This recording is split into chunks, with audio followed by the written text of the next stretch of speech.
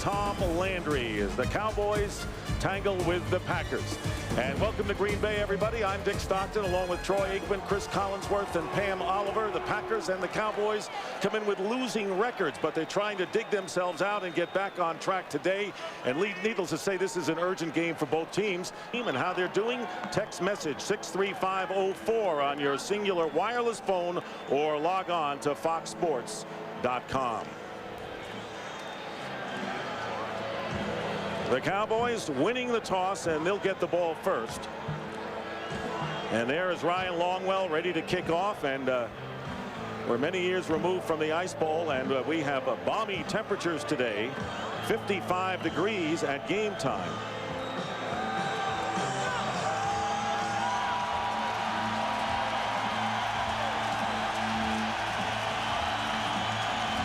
And the Packers and the Cowboys are underway.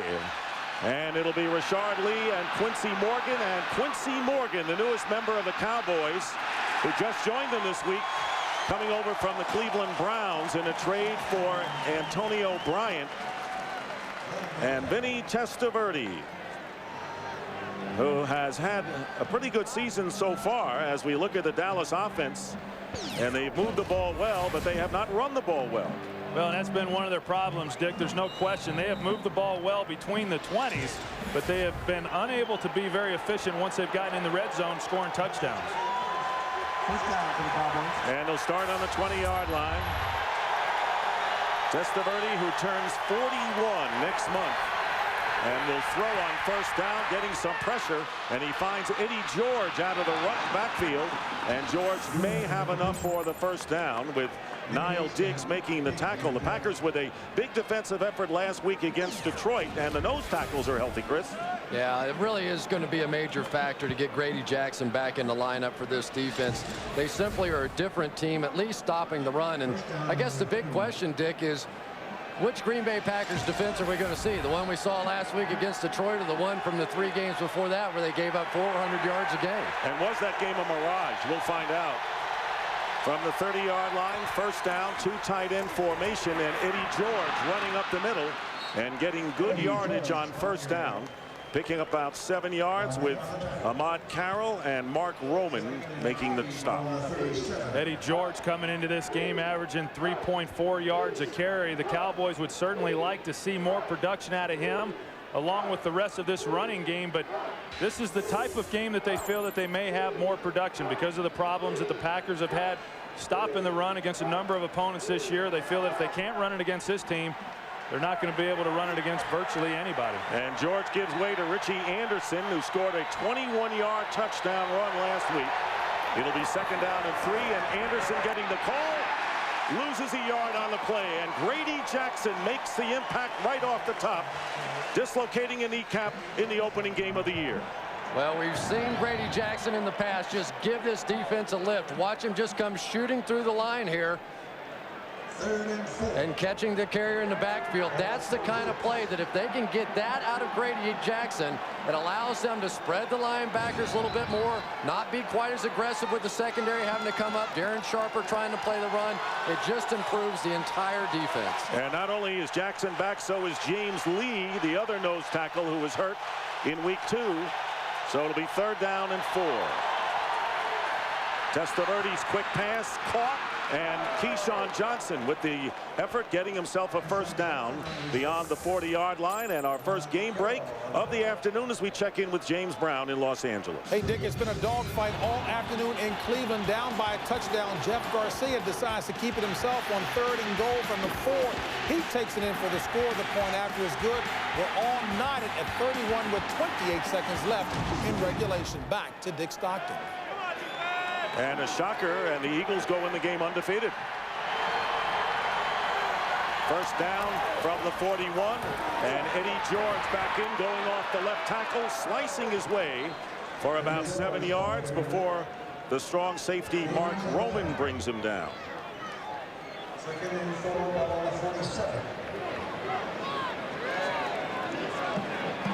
Opening series of the game, the Dallas Cowboys, who have never won in Lambeau Field in 4 tries going back to 1967, but they have had success in playing Green Bay, winning 9 of their last 10.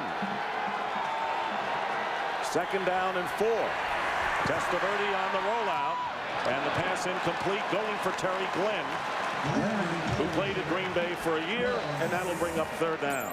Yeah, and they go after the rookie Ahmad Carroll. 2 weeks ago, when the Packers played the Tennessee Titans on Monday night, they got after this young player quite a bit. Last week, he performed a little bit better against the Detroit Lions. Here early, the Dallas Cowboys come out with Terry Glenn. They get the one-on-one matchup, but Ahmad Carroll holds up well. And on third and short, Quincy Morgan lines up to the top of your screen, native of Garland, Texas.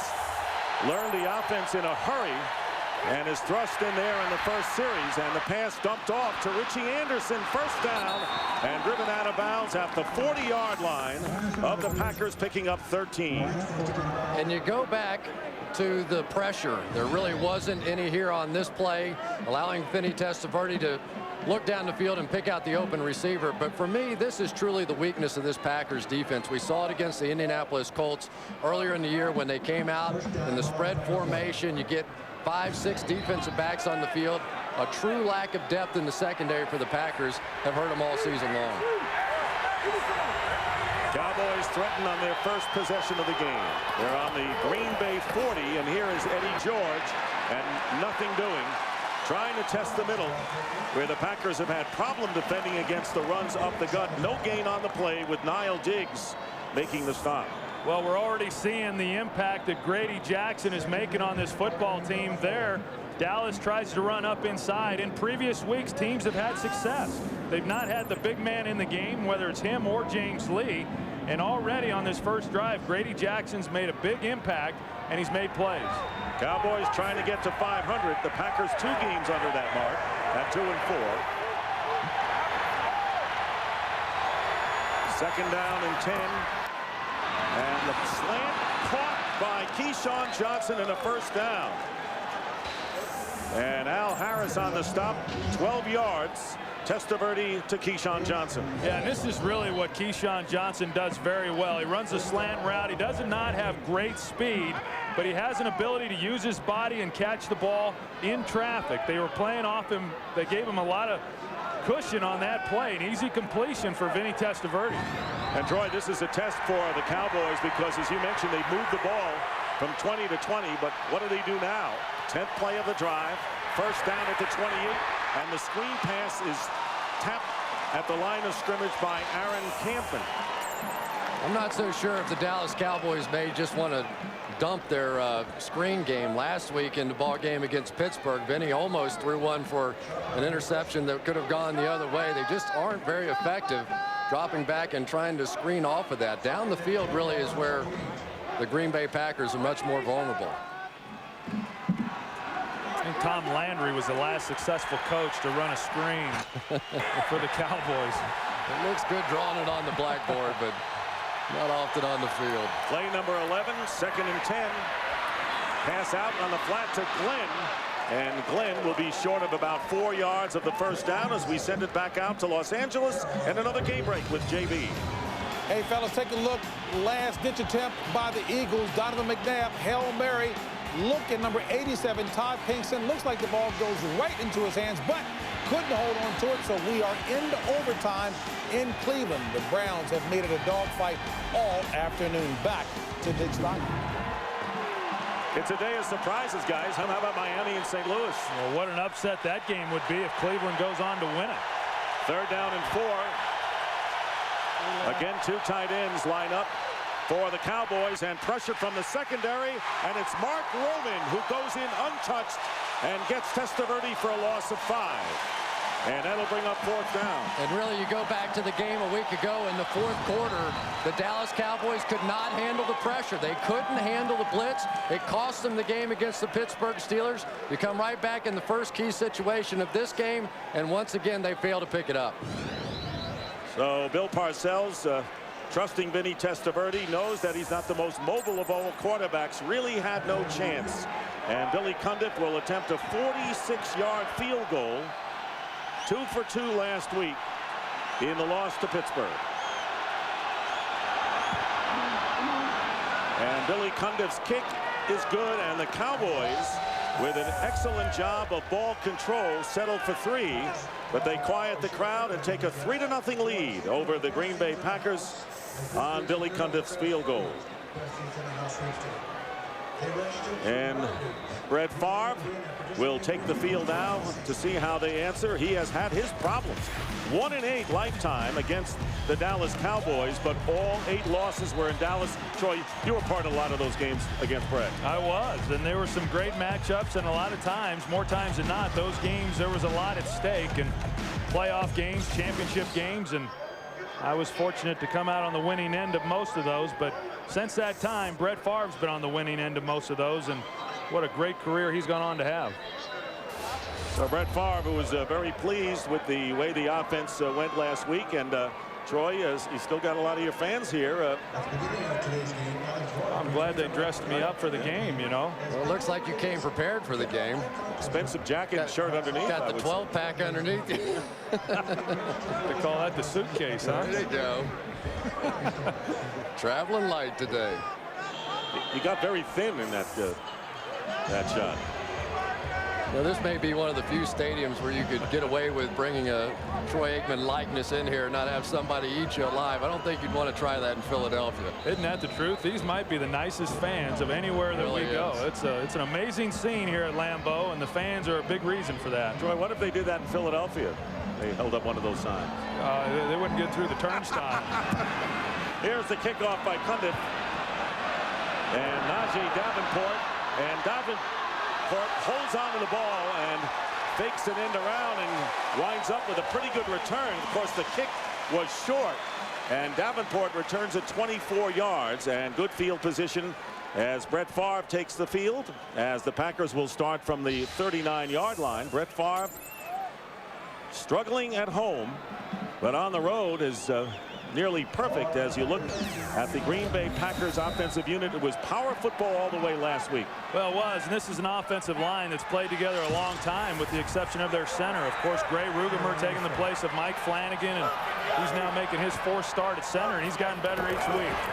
And the handoff to Amon Green. Green coming in with a sore Achilles, did not practice most of the week, and picks up 4 yards on first down against the defensive unit. You asked Bill Parcells, Chris, what's wrong with this team? The first 4 items are all about the defensive unit. Yeah, and I think that's right. Some of their star players are what were supposed to be their star players. Terrence Newman got the big $13 million signing bonus. He hasn't lived up to it. Really got torched against Pittsburgh. Marcellus Wiley, their big free agent pickup this season, really has done next to nothing, and those are some of the guys that need to pick it up. 2nd and 6. Amon Green. And Green will be about 4 yards short of the first down. Dat Wynn, the middle linebacker, holding Green to 2 yards. Yeah, and Dallas comes into this game knowing that they need to be able to stop the running game. A lot of what Green Bay does offensively is built around the play action and the running of Amon Green, and now that they have Najee Davenport, and on that play there, they were able to play coverage. Remember last week they spent a lot of time protecting Tyrone Williams. As a result, Terrence Newman struggled. On that play, they played coverage and were able to still stop the run. That's going to be a key the rest of this game. Tyrone Williams will be a target for Brett Favre today, the former Packer. 3rd down and 4. And here is Favre. And Favre going deep. And Javon Walker making the reception.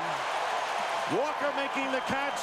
And Newman, who was picked on last week, the victim of a 44-yard gain. Yeah, no question about it. Terrence Newman was the guy that got torched a week ago and probably cost them that game. But Javon Walker now has become one of the big play threats in this league. And I don't care if it's Terrence Newman or Deion Sanders. If you leave Javon Walker one-on-one on the outside, Brett Favre is going to take his shot. And right now he's doing his job and Terrence Newman is not. And one of the big problems there, Chris, is that Terrence Newman fails to make contact. He does no collision. He gives him a free release off the ball, and then he doesn't have the speed to keep up with him.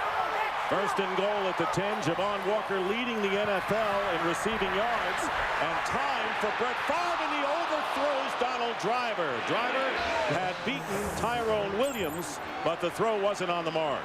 You don't see that very often. You got Donald Driver wide open in the corner of the end zone working off of Tyrone Williams, and Brett Favre, all you've got to do, that's not a difficult throw at all. Just lay it over into the corner, and he comes down with it and just overthrew him. It looked like if Donald Driver had kept running a little bit, which it looks like Brett Favre may have expected him to do, but that should have very easily been a touchdown. He was looking to the front side, and Javon Walker had to come backside, and I think he just rushed it. Kevin Barry, the tight end, who comes in number 71 on the U71. The flip goes to Amon Green, and Green diving forward to about the 7-yard line. Roy Williams on the stop as we check in for the first time with Pam Oliver. Hi, Pam.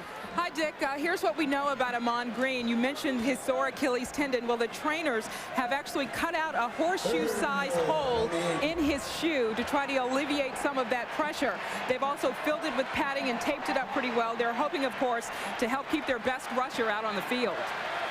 And hoping he holds on to the ball as well, Pam, because he has fumbled 4 times in the first 5 games. 3rd down and goal on the 8. And Favre with a pump fake, and the pass is knocked down by Greg Ellis, going out in the flat to the fullback William Henderson, but Ellis held his ground and knocked it down. Well, and that's what they'll do sometimes. You'll see these defensive ends for the Dallas Cowboys drop off. That time Greg Ellis, instead of rushing the passer, he dropped into coverage, and he was the one who was able to get the hand on the ball. You're going to see Greg, he's right here, and he pulls off of it, and that's how the ball was batted. Really wasn't going anywhere anyway. The Cowboys had that one pretty well defensed. Ryan Longwell ties the game with a 26-yard field goal, 3-3. Both teams settling for 3-pointers on their first series, and the Cowboys getting the big 44-yard play to Javon Walker from Brett Favre. Well, if you're the Dallas Cowboys, you've got to feel pretty good, at least defensively. That's an area where they have struggled throughout this season, and being able to stop teams once they've gotten into the red zone. That was a win for them, and they've got to be able to gain some kind of confidence coming off of that. But they have to get some kind of play now out of Terrence Newman. I mean, this defense is really built around him at this point. Tyrone Williams really has very little playing time up until last week. He hadn't played since October of last year. So basically what the Cowboys are going to do is say, okay, Terrence Newman, we're going to leave you one-on-one with Javon Walker or Donald Driver or somebody on your side, and we're going to try and help to the other side. But we see on that opening drive, both those guys get beat, and not by just a little bit, but by a lot. And as it is, the Cowboys are hampered with the loss earlier by Pete Hunter. They've had 3 different corners playing the spot where Tyrone Williams is in, and of course Darren Woodson is going to be out longer. So Cowboys and the Packers, magical names. Cowboys 0-4 at Lambeau, but on the other hand, the Cowboys have won 9 of the last 10 against Green Bay. Last time they played here 7 years ago. Kickoff by Longwell. A good one. Quincy Morgan will down it for the touchback with 5:17 to go. Great World Series Game 1 last night. Game 2 tonight at Fenway Park with the Cardinals and the Red Sox.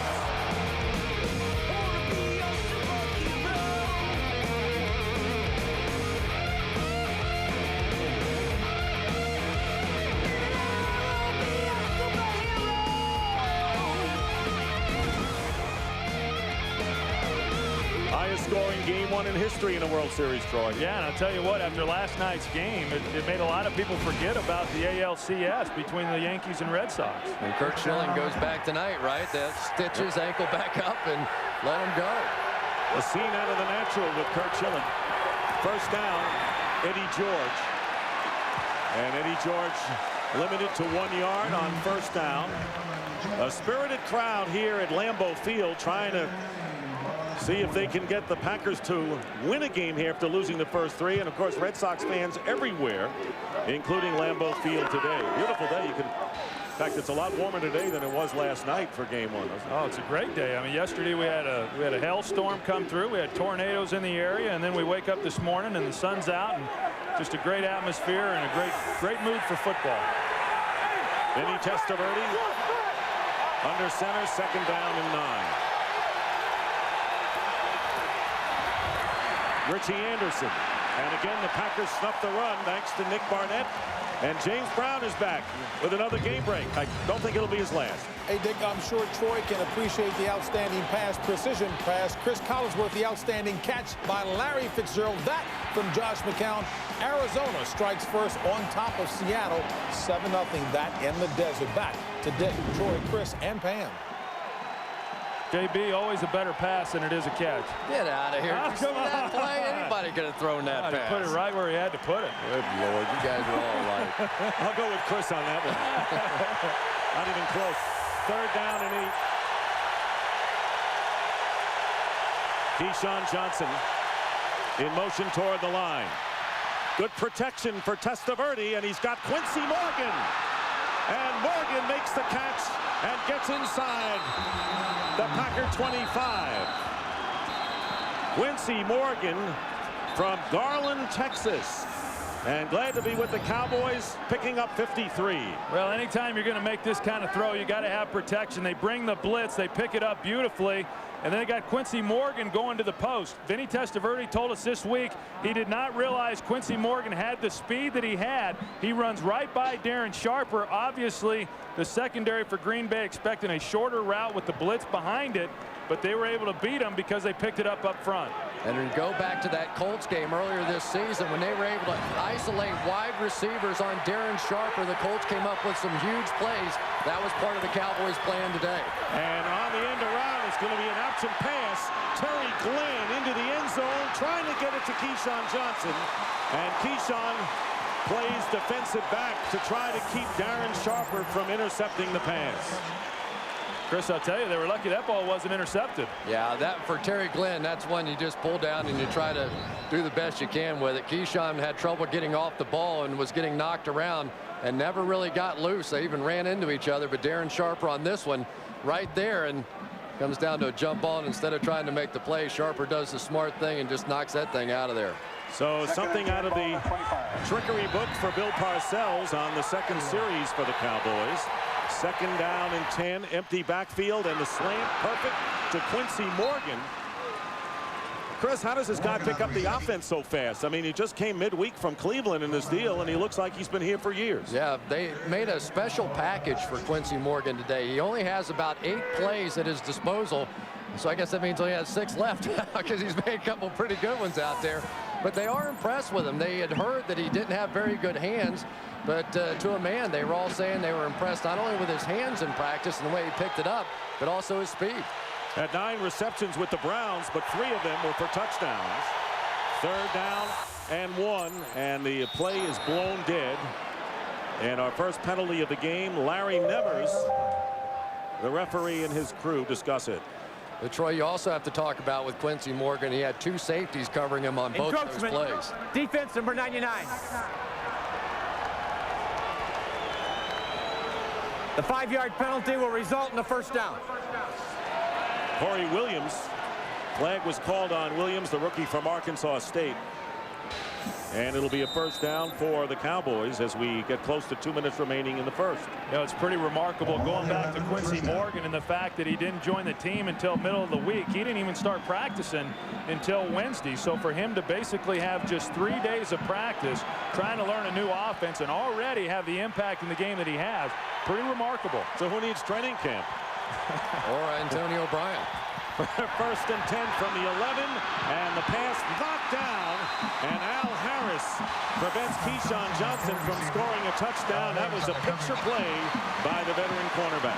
Well, Al Harris really is one of the playmakers for this defensive team. They don't have a lot of them, but he is probably having his best season, and when he's at his best is when he's challenging guys. And Keyshawn Johnson, you know, of course, you're down here in the red zone. You can't push the defender off of you the way that you can if you're out in the middle of the field. Al Harris sitting on the route, reads it, does a nice job defensing it. And the Cowboys can pick up a first down without scoring. It is 2nd and 10 from the 11, and the pass off the hands of tight end Jason Witten. And it'll be 3rd down. Now, this has been a problem for this Cowboy offense. They've been able to move the football. We saw it in the first drive that they got. They went down the field. They got down inside the 20-yard line. They stumbled. They weren't able to come away with a touchdown, and that's what we're witnessing right now. They've just not been very efficient down in the red zone area executing their offense. And Dedrick Ward comes back in the headline, Chris. Terry Glenn had had a foot injury for a while. They were working on him on the sideline. Yeah, and it looked like he limped off the field after a big day last week.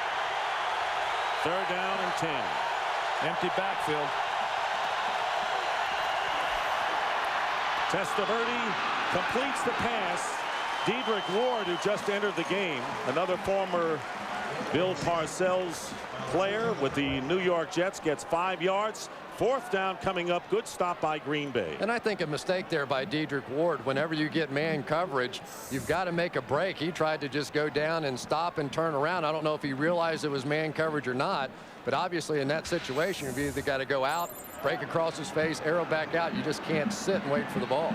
Billy Cundiff with a 24-yard chip shot attempt here. And he gives the Cowboys the lead 6-3. So the battle of field goal kickers in this first quarter with 55 seconds left. Yeah, and at some point that's going to catch up to you. When you're effective moving the football, but you're not able to come away with touchdowns. This is a Green Bay offense that has the ability to score a lot of points. And Bill Parcells talked about that last night with their ability to run the football along with being able to throw the ball. You can bet that Green Bay is going to put up some points. And I think, Chris, that as far as the Cowboys, they can't afford to give up the big play like they did in the last series. Fortunate to get away with only 3 against them. Well, but for Bill Parcells, that means essentially going away from what they like to do defensively. They like to bring pressure. They want to blitz. They want to get after the quarterback. But in order to blitz, your corners have to hold up. And if you're uncomfortable playing man coverage on the outside, you don't blitz. And so if I'm Bill Parcells at this point in the game, I'm not blitzing because I don't think my corners can get it done. Well, and to say that Bill likes to blitz, it's really he likes to blitz since he joined the Dallas Cowboys. Because if you think back to his days with the Giants and even the Jets, he really liked playing that 2-deep shell and playing conservative defensively, but he was able to get pressure on the quarterback, rushing 4 people. That's something he's not able to do with this Dallas defense. That's exactly right. And also, I don't think that defensively the Cowboys hold up very well against the run in that 2-deep shell without Roy Williams dropping down in the box. I was about to say, as we looked at Terry Glenn still working on the injured foot, that it's a good thing Quincy Morgan has worked into the offense so well early in the first quarter. And the kickoff, Najee Davenport fakes the end around again, and Davenport fumbles. Loose ball at the 44-yard line, and the preliminary signal is that the Packers recovered, and it was Torrance Marshall recovering for Green Bay. And Torrance Marshall, he was the only guy even in the area for the Green Bay Packers. What a lucky break for Green Bay. The ball comes out. Look at all the white shirts. Torrance Marshall just beats everybody to the ball.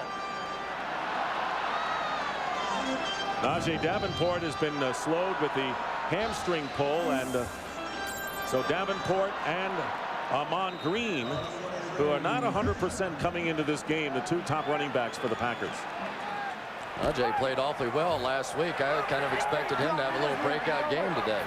From the 43-yard line of Green Bay, the pass out on the flat to the tight end David Martin. Martin finally healthy, and we'll see a lot of 2 tight ends today, picking up 6.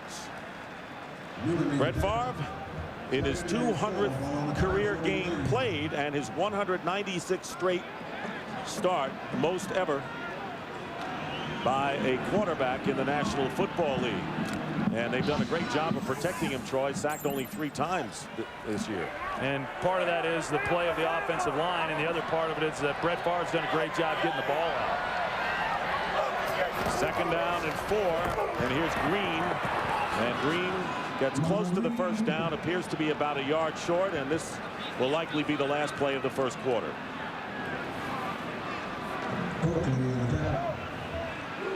Packers in good field position. We'll have a 3rd down and short, and that is the end of the first quarter here in Lambeau Field. With the score, the Cowboys 6 and the Packers 3. The NFL on Fox will continue after these messages. foot. Let's go down to Pam Oliver. Yeah, Dick, and that foot has started up all over again. It's been aggravated. He has got a mid-foot sprain is actually what they're telling me at this point. He's gone back to get some x-rays right now. The trainers cut the tape off, removed some padding under that foot, but Glenn complained about the pain in that foot. They took him back in there to get a good look at it with x-rays, and when we know more, we'll get back with you. All right, Pam, and of course Glenn having a big year for Bill Parcells. 71's eligible. Had 7 catches for 140 yards last week, leading Dallas in receiving. 3rd down and 1, and Amon Green will have the first down, breaks away, and being chased by Newman, the last man to defend him, and Newman drags him down. But Amon Green with a huge 31-yard run, and a first down inside the 15 or 20. That's really classic Green Bay Packer power football. Nick Lucci, the fullback, is going to create a great block here, picking up the first linebacker, and then watch Amon Green simply outmaneuver the second linebacker. The Cowboys had 2 linebackers in the hole, looks absolutely defensed, and Amon Green bounces out of there. And Roy Williams, he takes a bad angle on the play, and that's been one of the Achilles heels for this defensive football team. They've not had good tackling from the safety position. And the 32-yard gain, longest of the year for Green, and Favre in trouble, unloads it to Najee Davenport, and Davenport ends up with a first down inside the 5. Great ad-libbing by the Packers offense, particularly Brett Favre. Well, they get the ball into Davenport's hands. Terrence Newman has a chance to come up and make the play. He was a leading tackler for this team a week ago. He made the last tackle, but here you've got to come up and wrap him up. And I realize that Najee Davenport is a big guy, but he did not get his helmet on the right side and get his shoulders into him. A big missed tackle for the Cowboys. Troy, I've got to say that's even worse than that. I mean, that's almost turning it down at that point. If you're playing cornerback in this league, especially for Bill Parcells, you got to hit him with your helmet and your shoulder pads. That was just pretty pathetic. That was the first catch of the year by Davenport, now trying to get into the end zone, but he is stopped by the middle of the defensive line of the Cowboys, and 2.5 yards on the play. Well, and we're seeing the element that Najee Davenport brings to this team. Last week, of course, his first time back, coming back from his hamstring injury, and what a difference he made in that ball game, and we saw it on the last 2 plays. He's a very physical, strong, downhill type of runner, and when you get down in here in the goal line area, that's the type of back that you'd like to have in the game. He's not in at this time. In fact, there's a little confusion as to what running back they're going to go with, and it looks like they're going to call a timeout. They had a big package in there, including Kevin Barry, their big tackle who plays tight end, Nick Lucci, the other fullback, and Amon Green in the game. And finally, a timeout is called by the Packers. Want to make no mistake, Chris, in getting it in the end zone this time. Well, for the Cowboys, it looks like their middle linebacker, Dat Wynn, is also injured. So from a health standpoint, it's been a bad start for the Dallas Cowboys. But Troy, I kind of get the feeling now that neither one of these defenses are going to do too much in this game. Is going to be up and down the field, and the team that can score touchdowns in the red zone probably the winner here. Well, there's no question that Green Bay really poses a problem for this Cowboys defense, because as you talked about a little bit earlier, when you start having to protect your corners, then you're not able to play run defense. And when you're playing against a team like Green Bay that can run the ball as effectively as they can, you need an 8th guy up in the box. Meanwhile, postscript, the Philadelphia Eagles win in overtime over the Cleveland Browns on a David Akers field goal. But back here, it'll be 2nd and goal at the 1 for the Packers, trailing 6-3. And here is Amon Green, touchdown. Going over from 1, Amon Green with his 3rd touchdown on the ground, giving Green Bay the lead.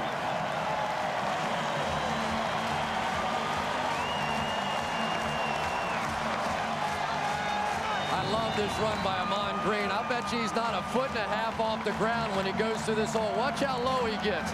Impossible to get your arms around somebody running that low.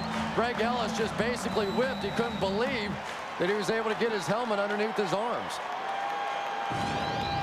And Ryan Longwell giving the Packers a 10-6 lead early here in the 2nd quarter. And it's been a while for Amon Green, his first touchdown on the ground in the last 6 games. Yeah, and if you'll notice, he's also not wearing the protective sleeves that he's that he's always worn. He's changed out different types. Last week was the first game that he went without them. He's trying to do everything that he can to keep from fumbling. He had fumbled 4 of the first 5 games going into last week's game. Did not have a fumble. Talking with Mike Sherman, he didn't feel that the protective sleeves had anything to do with him fumbling. But right now, Ahman Green just looking for anything that he can kind of grasp onto. And he's been very secure with the ball, at least last week and then today. I got to tell you, if I had guns like that, I wouldn't put anything on them either. I'd have tattoos, none of that stuff. Well, that man. explains why you're always wearing long sleeve shirts then, huh? Oh, yeah. Thank you, Hulk Hogan. A little shot from Troy, and why not? As the Cowboys trailing 10-6, there have not been any punts so far in this game. There have been 4 possessions and 4 scores, but the only touchdown, that by Ahman Green.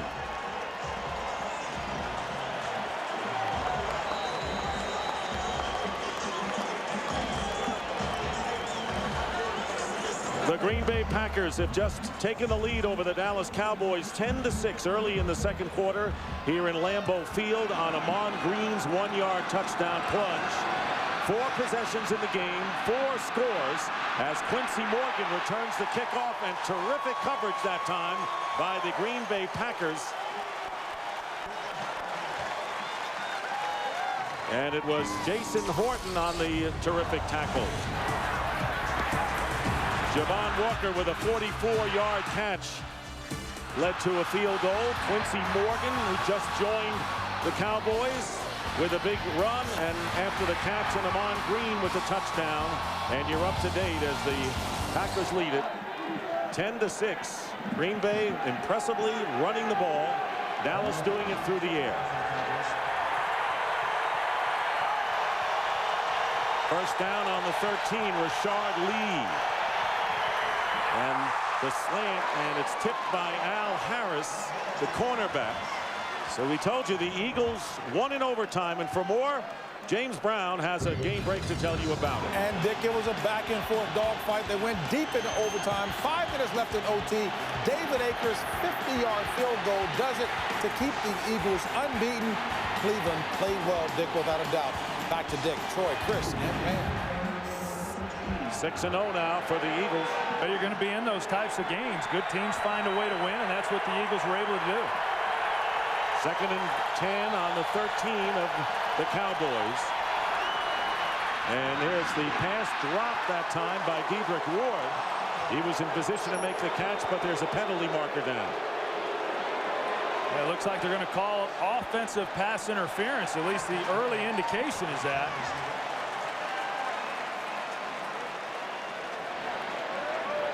And Darren Sharper has injured his left knee, and on the bench is return questionable here, and they'll call offensive pass interference, but the ball was tipped. And that is the question that Larry Nemmers is discussing with his cohorts. Offensive pass interference, number 87. Penalty is declined. 3rd down. So it'll be 3rd down, and Cowboys are still backed up. That is absolutely a huge injury for the Green Bay Packers. Darren Sharper, who is essentially the quarterback of this secondary. So many young guys back there, and he's the traffic cop. He's the one that gets them in the right place. And now Baoju takes his place, number 21. 3rd down and 10. Crowd is in full throat and standing here in Lambeau. And the pressure is put on Testaverde, and Keyshawn Johnson makes the big catch in the center of the field and gets the first down. So just as quickly, the crowd is silenced, a 29-yard gain. Well, and that's the 2nd time that Green Bay's brought pressure. They bring Nick Barnett on the blitz once again, and they pick it up. You remember the big play they had earlier to Quincy Morgan? Well, this time they find Keyshawn Johnson running a square in against Al Harris, and he's able to get separation. Testaverde spots him and puts the ball right where it has to be. And that's the first time we've seen the Cowboys effectively pick up the blitz, really dating back to the 4th quarter of a week ago against Pittsburgh. And the blitz has burned the Packers ever since that Game 1 victory at Carolina. And the dump off to Rashard Lee, and Lee picking up about 4.5 yards with Hannibal Navies bringing him down, a 3-yard gain. And if you look at the top at the Fox box, you'll see the offensive leaders across the screen. Tell you what, you blitz Vinny Testaverde and you have an open receiver, he'll find him. Well, that's the thing. I mean, Vinny Testaverde's 41 years old, but he still has a very live arm, and he's very accurate when he throws the football. And the Cowboys have spent a long time trying to protect him, and when they give him protection, he's able more times than not to find the open guy. You saw Rashard Lee shaken up. 2nd and 6. Here comes the blitz. The quick toss to Witten, the tight end, but Bowes wrestles him out of bounds after only a 2-yard pickup. Good job there by Vinny finding the hot receivers. The Packers came with the blitz again. And Jason Witten on the outside is clearly a very talented receiving tight end, but the Dallas Cowboys, in my opinion, really desperately missed Dan Campbell, who was their blocker. He was a guy that helped in pass protection. He created so much offense, and when you see the Cowboys and their lack of running game, I think a lot of that can be attributed to the fact that Dan Campbell is injured and out of there. You're right, because he was a key blocker up front. Witten more of the receiving tight end variety. Well, the Cowboys go again to the empty backfield. 3rd down and 4, and the Packers eager to come, and the ball's batted down by Grady Jackson. 2nd time in this first half that Grady Jackson has knocked down a pass. Yeah, and you don't think that they've missed Grady Jackson here over the last month of the season. I mean, we've talked about the impact that he has made. He's a very athletic guy for as big as what he is. He knows he can't get to the quarterback. He sees Testaverde making the throw. He stops and jumps up and bats the ball. Look at Jason Witten right out here. They come with the corner blitz. I don't know if it was a mistake or not by the Packers, but literally nobody on that side of the field to cover him. They just dump it right there to him, and he runs for 40. Just a blown coverage. Luckily, the Packers got away with that one. And it was a delay of game penalty, so none of that will count for Grady Jackson, but the 5-yard penalty will bring up 3rd down and 9. Back on the Dallas 43. Testaverde out of the shotgun, has some time and tries to swing it out to Richie Anderson to no avail, and 4th down comes up. Well, and I really like what Green Bay has done here in this first half, and yes, they have been beaten when they brought blitz at times, but they've also continued to put pressure, and they're mixing it up very well. I know that earlier in the season there were games where they were blitzing 70% of the time. They've backed off of that. They're being a lot less predictable, and as a result, their blitzes, when they bring it, are much more effective. Antonio Chapman back to return the punt by Matt McBriar, native Australian, and the fair catch by Chapman at the 21-yard line. Packers have scored the only touchdown on an Amon Green 1-yard plunge. They lead 10-6. Back in Lambeau Field on a beautiful Sunday as Darren Sharper with an injured left knee walking off. I tell you, the secondary on both squads have been depleted in the last several weeks, including today's game, as Brett Favre leads the Packers and Amon Green gets upended, and Roy Williams with a picture tackle and a loss on the play of about a yard. Yeah, and that's something that he's really not gotten a chance to do much of this season because of the problems at corner. They've had to try to protect them, and as a result, Roy Williams has not been around the line of scrimmage as much as what he was a year ago, that time coming on the blitz, the run blitz, and comes up and makes a tremendous open field tackle. You know, the other thing with Darren Woodson not being in there, they just aren't as comfortable leaving Tony Dixon back as they would be with Woodson, and obviously a big drop off in the physical presence of Tony Dixon versus Darren Woodson. 2nd and 11. Brett Favre looking for a receiver, goes underneath to Najee Davenport. Davenport is stopped at the 28-yard line, and a lot of early action, a lot of surprises, and some of the headliners of the early games. Donovan McNabb with 4 TDs as the Eagles beat the Browns in overtime. Joey Harrington leads the Lions back from a dismal effort to a win over the Giants. Priest Holmes with 4 touchdowns. I just think it's amazing what Donovan McNabb and the Philadelphia Eagles continue to do on a weekly basis. Bubba Franks is the Packer down, and we'll take a timeout. 10-6 in favor of the Packers with 9:33 remaining. Bubba Franks leaves the game, replaced by David Martin. 3rd down and 3. Packer 28. Protection. Good catch by Javon Walker. First down to the 36-yard line. You really just can't say enough about what the Green Bay Packers are doing from a protection standpoint right now. Brett Favre is just standing back there like he's playing 7-on-7. This offensive line, even with Rugemer in there, they haven't allowed Brett Favre to be sacked dating back to September when they played against the Indianapolis Colts over a month ago. A remarkable streak. And Mike Flanagan out for the season with a knee injury. Packers have done a terrific job protecting Favre without their centerpiece. Amon Green, nothing, and gets a couple after all of that. Bringing up second down and long, gain of 2. Well, you know, one of the things that that the Packers were concerned about, they didn't want to get into long down situations on third down, because 3rd and 7 or more, the Dallas Cowboys like to bring the blitz and like to bring pressure. That time at 3rd and 3, the Packers spread them out. They go to an empty backfield, and that allows them to keep the Cowboys from bringing pressure. Well designed. Nice job by Mike Sherman, who again is calling plays today. 2nd and 8, and play action.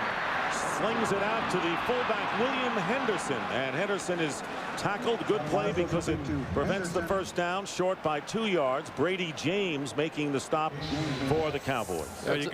It's interesting watching William Henderson, a big guy who's been such a great fullback in this league for so long. Nick Lucci, I think, has really begun to take over the full-time fullback position.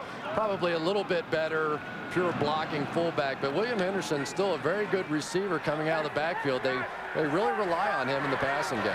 Tony Fisher, who is the receiving back on 3rd downs, is in there, but flag will stop the play before it gets underway, and it'll be no penalty but a timeout. Timeout, Dallas. So Dallas obviously saw something they didn't like and called a halt to it. We'll be back to Lambeau Field in a moment.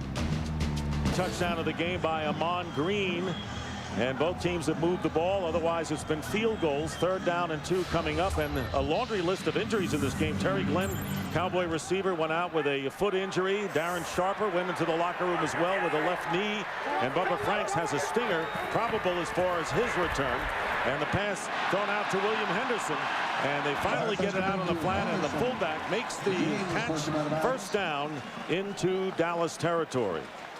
And there's a let's see if there's a flag down. Larry Numbers. Illegal shift on the offense. 2 men moving.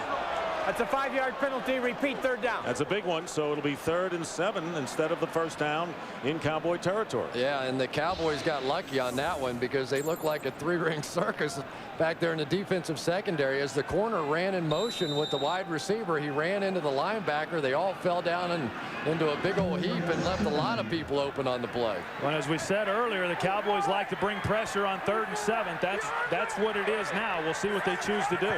And Tony Fisher is in the game, and they really spread it out with 5 prospective receivers and an empty backfield. And the Cowboys are going to blitz against it, and the pass is caught by Antonio Chapman, the hot receiver, and Favre found him, and a first down to midfield. And has Chapman come on, Troy? Yeah, he really has, Dick. And I got to tell you that the scouting report was that at 3rd and 7 or more, the Cowboys are going to bring pressure. And when you know that as a play caller and as a quarterback, it makes it real easy then to defeat that. You got Antonio Chapman working one-on-one, and that's just an easy catch right there, an easy first down. And that time Roy Williams was up there looking like a blitz. They knew where the hot read was going to be. He ran right underneath it and just missed the ball. 12-yard gain, and the Packers just into Cowboy territory. Here's Donald Driver with his first catch of the game. Gets to the 45 of the Cowboys, picking up 3 with Al Singleton making the tackle. Driver, who is seeking his 3rd straight 100-yard receiving game today. You know, it really is. That just typifies what the Dallas Cowboys have been doing defensively. They had the perfect defense called. Roy Williams was up there. He faked the blitz. He fell right underneath the hot read, and he just simply missed the ball. When you create those opportunities defensively, you have to make the play. Second down, and there is Green changing direction. Favre for the block, and Green has the first down with Brett Favre making a key block on that play for Amon Green. It's just an unbelievable individual effort by Amon Green, and the Dallas Cowboys, who have had problems tackling, again, is exemplified right here. Leroy Glover's going to have an opportunity to get him. You're going to see right there, that's where Leroy Glover had a chance to get Amon Green on the ground. Brett Favre out leading the way, getting the block on Kenyon Coleman. Is that a fallback block? How would you describe that as a quarterback? You don't really want to hit them, but you want to sort of get in their way there. Yeah, it's perseverance. How many of those you ever make? And the Packers will call a timeout. Meanwhile, Amon Green with 9 carries, 52 yards, and a touchdown, off to a big first half, as is that man. The great appeal about Brett Favre, guys, is the fact that he still has a lot of fun. You just watch his face, you know he's enjoying the game, including the blocks. Well, you've got to enjoy the game in order to get out there and lead the way. And, you know, he does it all the time. And I think that that's why he is who he is. He really enjoys what he's doing. Packers calling their second timeout of this first half, have a first down, and Najee Davenport off left tackle, maybe a yard on the play. And this running game for the Packers just looked a lot better last week than what they did. And I think the fact that you get Tony Fisher, you get Najee Davenport involved, and it's just not all Amon Green. And the fact they ran the ball so much more. They ran almost twice as much as they had the 2 previous games behind, but they were behind by so far in those games. They were forced out of their offense. Their offense isn't to drop back and throw it every down. It's to go off the play action, run the football, and then create passing opportunities. Second 9, play action, and there is Favre faking a pass and finally chased out of bounds by Eric Abagu. Crowd yelling for a late hit. No flag is thrown. And a 4-yard pickup. And of course the play calling, of course, that's in the hands of Mike Sherman. As you know, Tom Rossley is back after the angioplasty. He is upstairs, but Mike Sherman calling the plays down on the sideline, and I think Brett Favre enjoys that. No, I think he does too, and I think the Cowboys were lucky here. This one could have very easily should have been. He was well out of bounds before Eric Abagu even got his hands on his shoulder pads. Cowboys fortunate that the flag didn't come out. Well, maybe he figures they're going to block us. We're going to tackle him out of bounds. There's a little payback time for the Cowboys. 4 for 5 on third downs are the Packers. And the quick toss caught by Javon Walker. Here's a receiver coming into his own without question is Javon Walker, getting 9 yards and a first down to the 26 of the Cowboys. Yeah, and you wonder a little bit how much Javon Walker wanted to go in there on that slant route and catch this ball. Last week against the Detroit Lions, Brett Favre let him into danger a couple of times. He's playing with a separated shoulder right now. Got hit extremely hard last week by safeties coming in, but he comes right back, makes a good catch with good coverage. But how do you let guys get off inside and those type of short yardage where you know they're going to be quick throws and you give them the slant? It just doesn't make any sense. And here is the end around to Antonio Chapman, a foot race, and Chapman will be knocked out of bounds. Not really knocked. He's on his feet. Roy Williams chased him, but not before Chapman gets 18 yards and a little wrinkle from Mike Sherman's playbook. And Mike Sherman was telling us just yesterday that Antonio Chapman has been one of the real surprises for this team this year. Last year, he was playing arena football. And the crowd's not liking. They're thinking that there was another late hit. Roy Williams going after Chapman. You be the judge. Well, he was clearly out of bounds, and the takedown, well, as well. Well, that's 2, but Antonio Chapman, who came on last week, had a career-high 5 receptions, making his presence felt again here today. He's working harder, and Brett trusts him, but this time a flag goes down as Abagu gets Brett Favre in what would be only the 4th sack of the year for the Cowboys if it goes. Well, they didn't get Abagu for the late hit on the sidelines, but now they're going to get him for roughing the quarterback in the pocket. Sooner or later. 15-yard face mask on number 90 of the defense. Will go half the distance to the goal from the spot of the foul. Automatic first down. And we learned this one a few weeks ago. A face mask doesn't necessarily have to be on the face mask. If you get your hand hooked underneath the helmet or any part of it, it's the equivalent of a face mask. Absolutely. And poor Eric said, man, get hold of Brett Favre. You got to grab anything you can get. Didn't get him there, got him here. And it'll be first down and goal for the Packers. That was The first sack allowed in the last 187 pass attempts. But of course they get the first down as a result of the penalty on Abagu. Multiple tight ends. Amon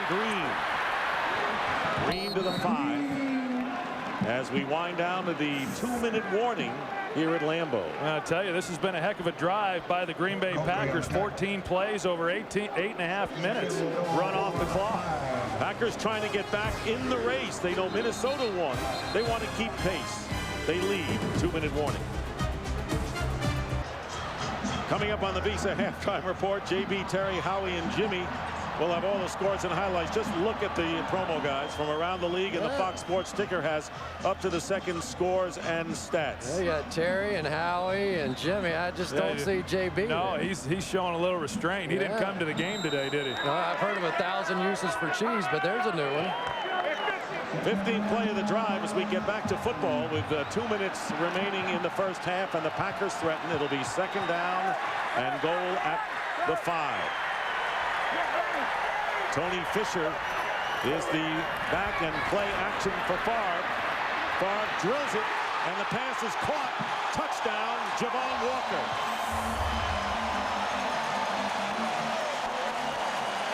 That was a bullet, and Mike Sherman couldn't be more pleased as the Packers scoring the only 2 touchdowns thus far in the first half.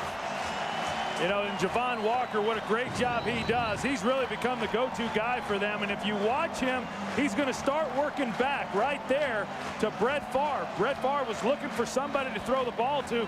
Javon Walker was open, but what made him more open is when he started working back towards Brett Favre, and that's why they get the touchdown. And Troy, you have to use one word for the Cowboys defense on that long drive, and that one word would be boring. They never took any chances. They never tried to blitz. This secondary has them scared to death to play their game. A 15-play drive capped by Favre to Walker and a 17-6 lead. NFL Sunday is brought to you by Southwest Airlines, proud sponsor of the NFL and official airline of Super Bowl 39.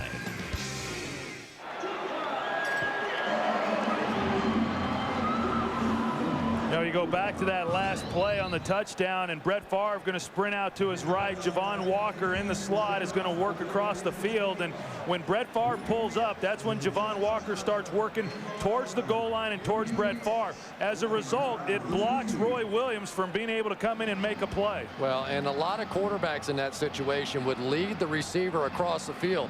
Brett instead throws to the back shoulder. Javon's going to turn his back on Roy Williams coming at him, and it makes for an easy pitch and catch. Good veteran play by Brett.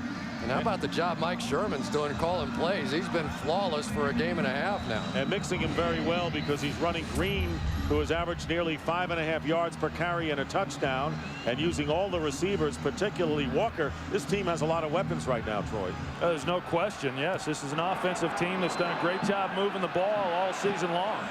Line drive kick picked up by Jacques Reeves. And Reeves is tackled by Najee Davenport after a 7-yard return. So Javon Walker teaming up with Brett Favre. Packers lead, and we'll be back. Packers trying to end their own mini curse, losing their first 3 games at Lambeau and leading 17-6. And Javon Walker playing a big role in that last series. He's played a big role for this offense all season long. Entered the game as the NFL's leading receiver in terms of yardage. And he really has become their big play guy. You know, he's 3rd in the league in touchdown receptions behind only Moss and Owens, and he's starting to fit in that category. It seems like every time we do one of their games, he's catching at least 1 bomb a game. First down, and Testaverde has all day to throw. And the pass intended for Morgan, looking for a pass interference call, and none coming. Hard to believe this is the same defensive team that we saw against the Indianapolis Colts. Here they rush 4 guys playing coverage and just do a great job. There's just nowhere to go with the football. Vinny Testaverde had plenty of time to find somebody, just nobody could get open. And Chris, you made a good point as we look at Dedrick Ward being blanketed, and that is without Terry Glenn. This team is limited because Morgan just joined the team. Now they're forced to use Ward as well. Using Dedrick Ward, who came into the game without a reception. And the screen pass, no one is was looking and nearly intercepted by Nick Barnett. He was the closest to it and very nearly had himself an easy interception and score. Rashard Lee, the running back, was the man that Testaverde wanted to find. And right now, Bill Parcells' team looks in complete disarray on the offensive side, on the defensive side. Dick, you mentioned Terry Glenn, 7 catches for 140 yards a week ago. But these guys right now, they're just taking away Keyshawn Johnson, and there's not another threat.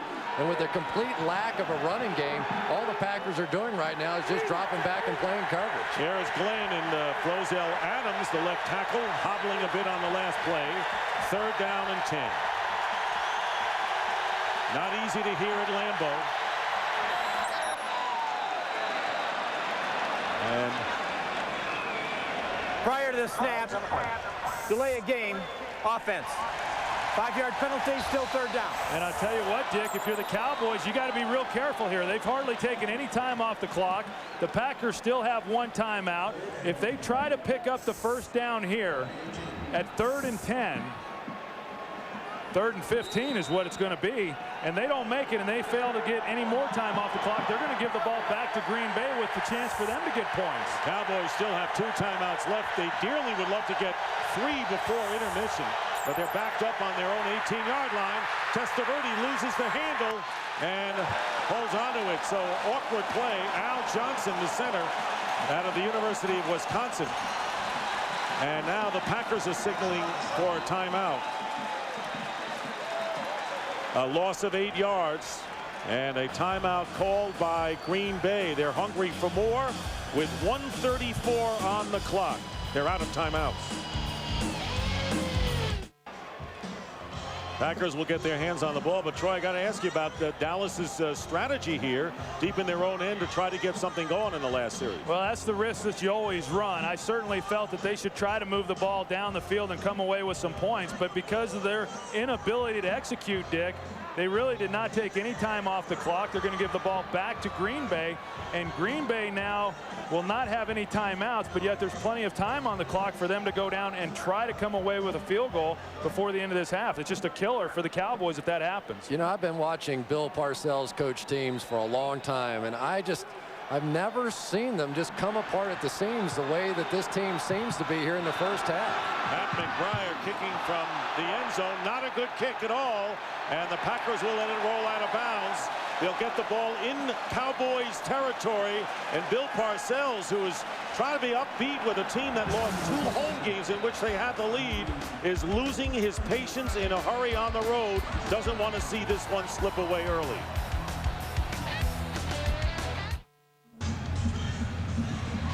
NFL on Fox, week number 8, and we've got some great matchups for you as well. The Giants at the Vikings lead the parade on the 1 o'clock starts. The pregame show begins at noon Eastern, 9 Pacific. Here the Falcons getting routed at Kansas City. Now they've got to go to Denver, and I'll be looking forward to being with you guys for the 3rd and final week in Minnesota next week. It's been fun, hasn't it? Yeah. Goes so fast, doesn't it? I'll tell you, Dick. Hey, so fast. Right now, you know, we talked about. Hey, do you mind?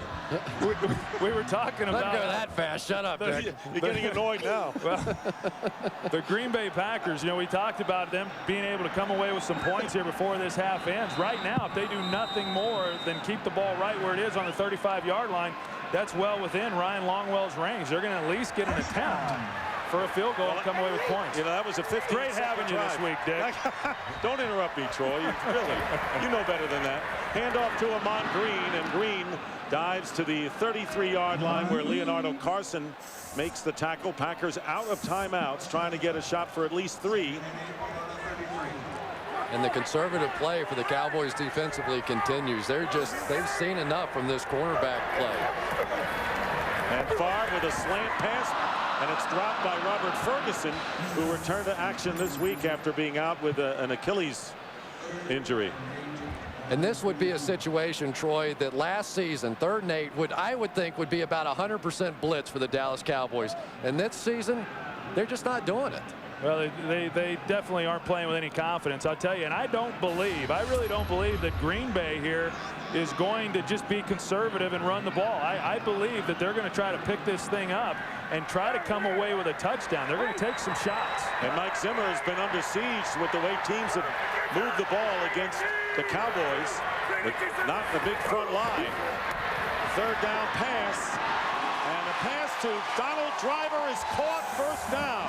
The Green Bay Packers are making every important catch, and the hurry up now. And I don't think you're going to see Brett Favre clock this either. He's got too much experience. He's got a play called. They're going to not waste any time and get the ball snapped.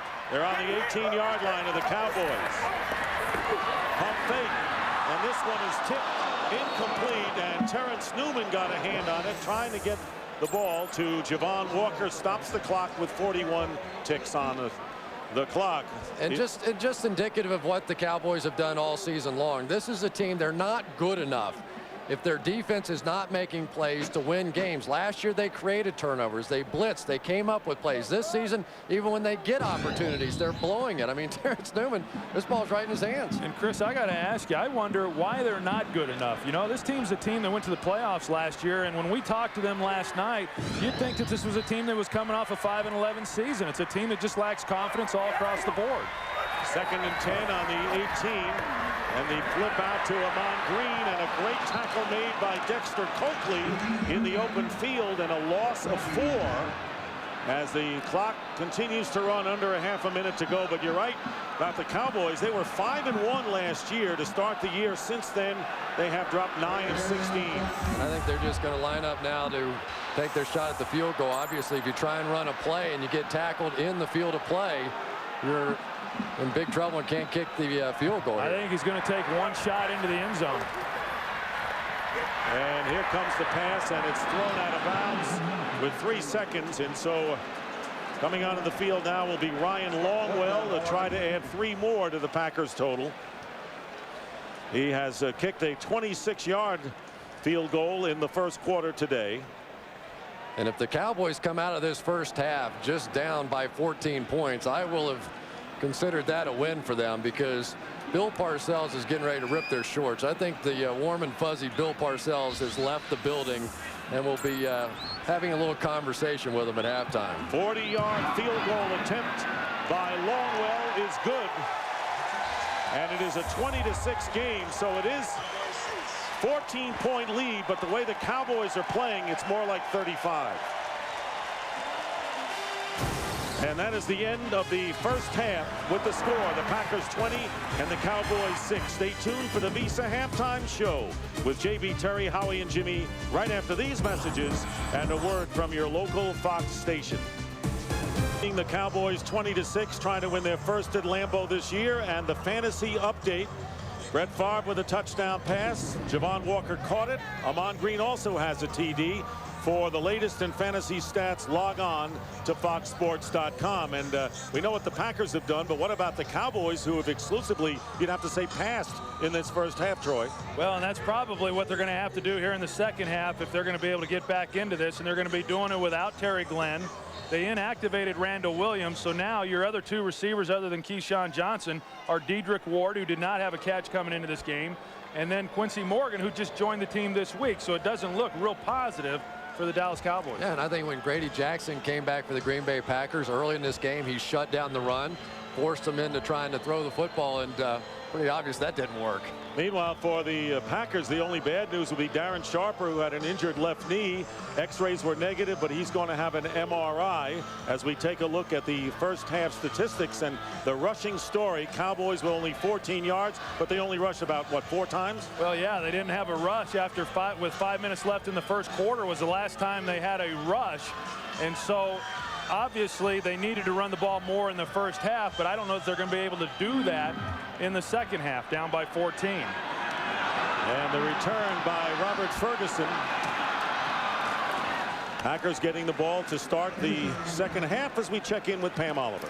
Hey, Dick, well, wouldn't you love to be a fly on the wall in the Cowboys locker room? Well, unfortunately, I wasn't able to do that, but I was able to walk up the tunnel with the Cowboys, and I'll tell you, they were one quiet, seemingly dejected team. Terry Glenn was right in front of me, and he could barely move, yet the Cowboys have yet to officially rule him out for the second half.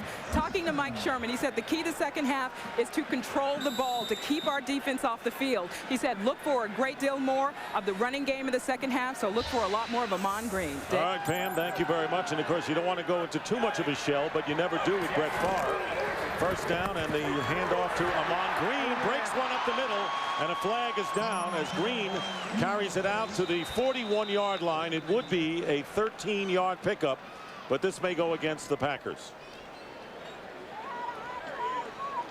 Holding defense, number 97. Then We'll again, add it may 5 go yards against to the the end of the Cowboys. run. Automatic first down. Leroy Glover, 5 yards. So again, things start out dismally for Dallas. Well, and we talked about it a little bit earlier. Mike Sherman calling the plays. He called them last week because of the illness to Tom Rosley. And, you know, talking with Brett Favre, he said it was really great because he had gotten so used to being able to talk to the play caller when Mike Holmgren was the head coach here that last week was nice for him to be able to go and tell him the things that he wanted to do from an offensive standpoint and have those things implemented. And it certainly worked last week, and it's working this week. Here's Najee Davenport as he runs into Dallas territory. Tom Rosley, of course, the offensive coordinator who had an angioplasty a couple of weeks ago to unclog a major artery, and returned on Monday. Not really at full strength yet, but Mike Sherman relying on him. But definitely Mike Sherman is the guy calling the plays, and the communication much better down on the sideline. And you look at the successful first half possessions. Second down and 4. Make it 5 on the 49 of the Cowboys, and a fade, and open is Javon Walker. Cowboys unable to stop the Packers from making every big play catch in the game, and that was good as Dixon and Williams make the stop 31 yards. You know, Roy Williams was supposed to get back and to take the center field position, and he was just late getting there. You see him running desperately over the top. They're trying to disguise their coverage. Brett Favre says, disguise this, and he threw it right in the spot where Roy Williams was supposed to be. Brett Favre said that there are going to be opportunities. It's like playing street ball. You just got to throw it up and give your receiver an opportunity to make a play, and that's what he did. The pitch to Green. Green getting inside the 15-yard line, and Nick Lucci, the blocker, up front, the fullback, picking up 4 for Green. You know, you go back to last week's game for Dallas against Pittsburgh, and in that game, Ben Roethlisberger completed 21 of 25 passes, and he had opportunities for big plays down the field. He just failed to get the ball down the field far enough. Brett Favre, looking at that film, said if they bring pressure on us, we're going to have guys open down the field. I just got to be able to get the ball there even when I can't set my feet, which is exactly what happened on that previous play. And the Packers are living in Cowboys territory all day, and Favre getting time, going underneath to Tony Fisher, and the very valuable third down back in his first catch of the day for 4. You know, if they weren't wearing Dallas Cowboys uniforms, I would not recognize the Dallas Cowboys defense. Remember this team a season ago? When they I don't recognize them even though they are wearing it. It is unbelievable. I mean, this is a defense that fired bullets left and right. They would blitz here, blitz there, bring people. But right now, you can just tell that they are so uncomfortable. And Mike Zimmer is so uncomfortable with his coverage, he's afraid to do it. Third down and 2. Davenport leaps for the first down, and of course some new faces. Marcellus Wiley, the defensive end, who they hope would demonstrate a pass rush with Greg Ellis on the other end position. They haven't had much of a pass rush this year, and of course the injuries to the secondary, obviously not the same defensive team. Yeah, they brought in Marcellus Wiley to be a dominant figure in the pass rush. He's basically been non-existent through the first half of this season, and you know, big first down right there by the Green Bay Packers, and this is an area where this defense has got to be able to step up. We talked about it earlier. They've not been good in red zone defense all season long. They were not good there in the first half.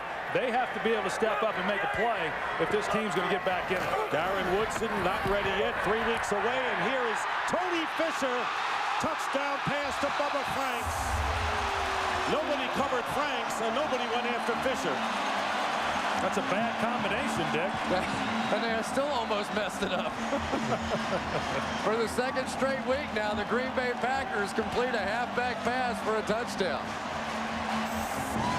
I guess the Cowboys missed that film. They're all going to react up, everybody. Tony says, I think I can do this one.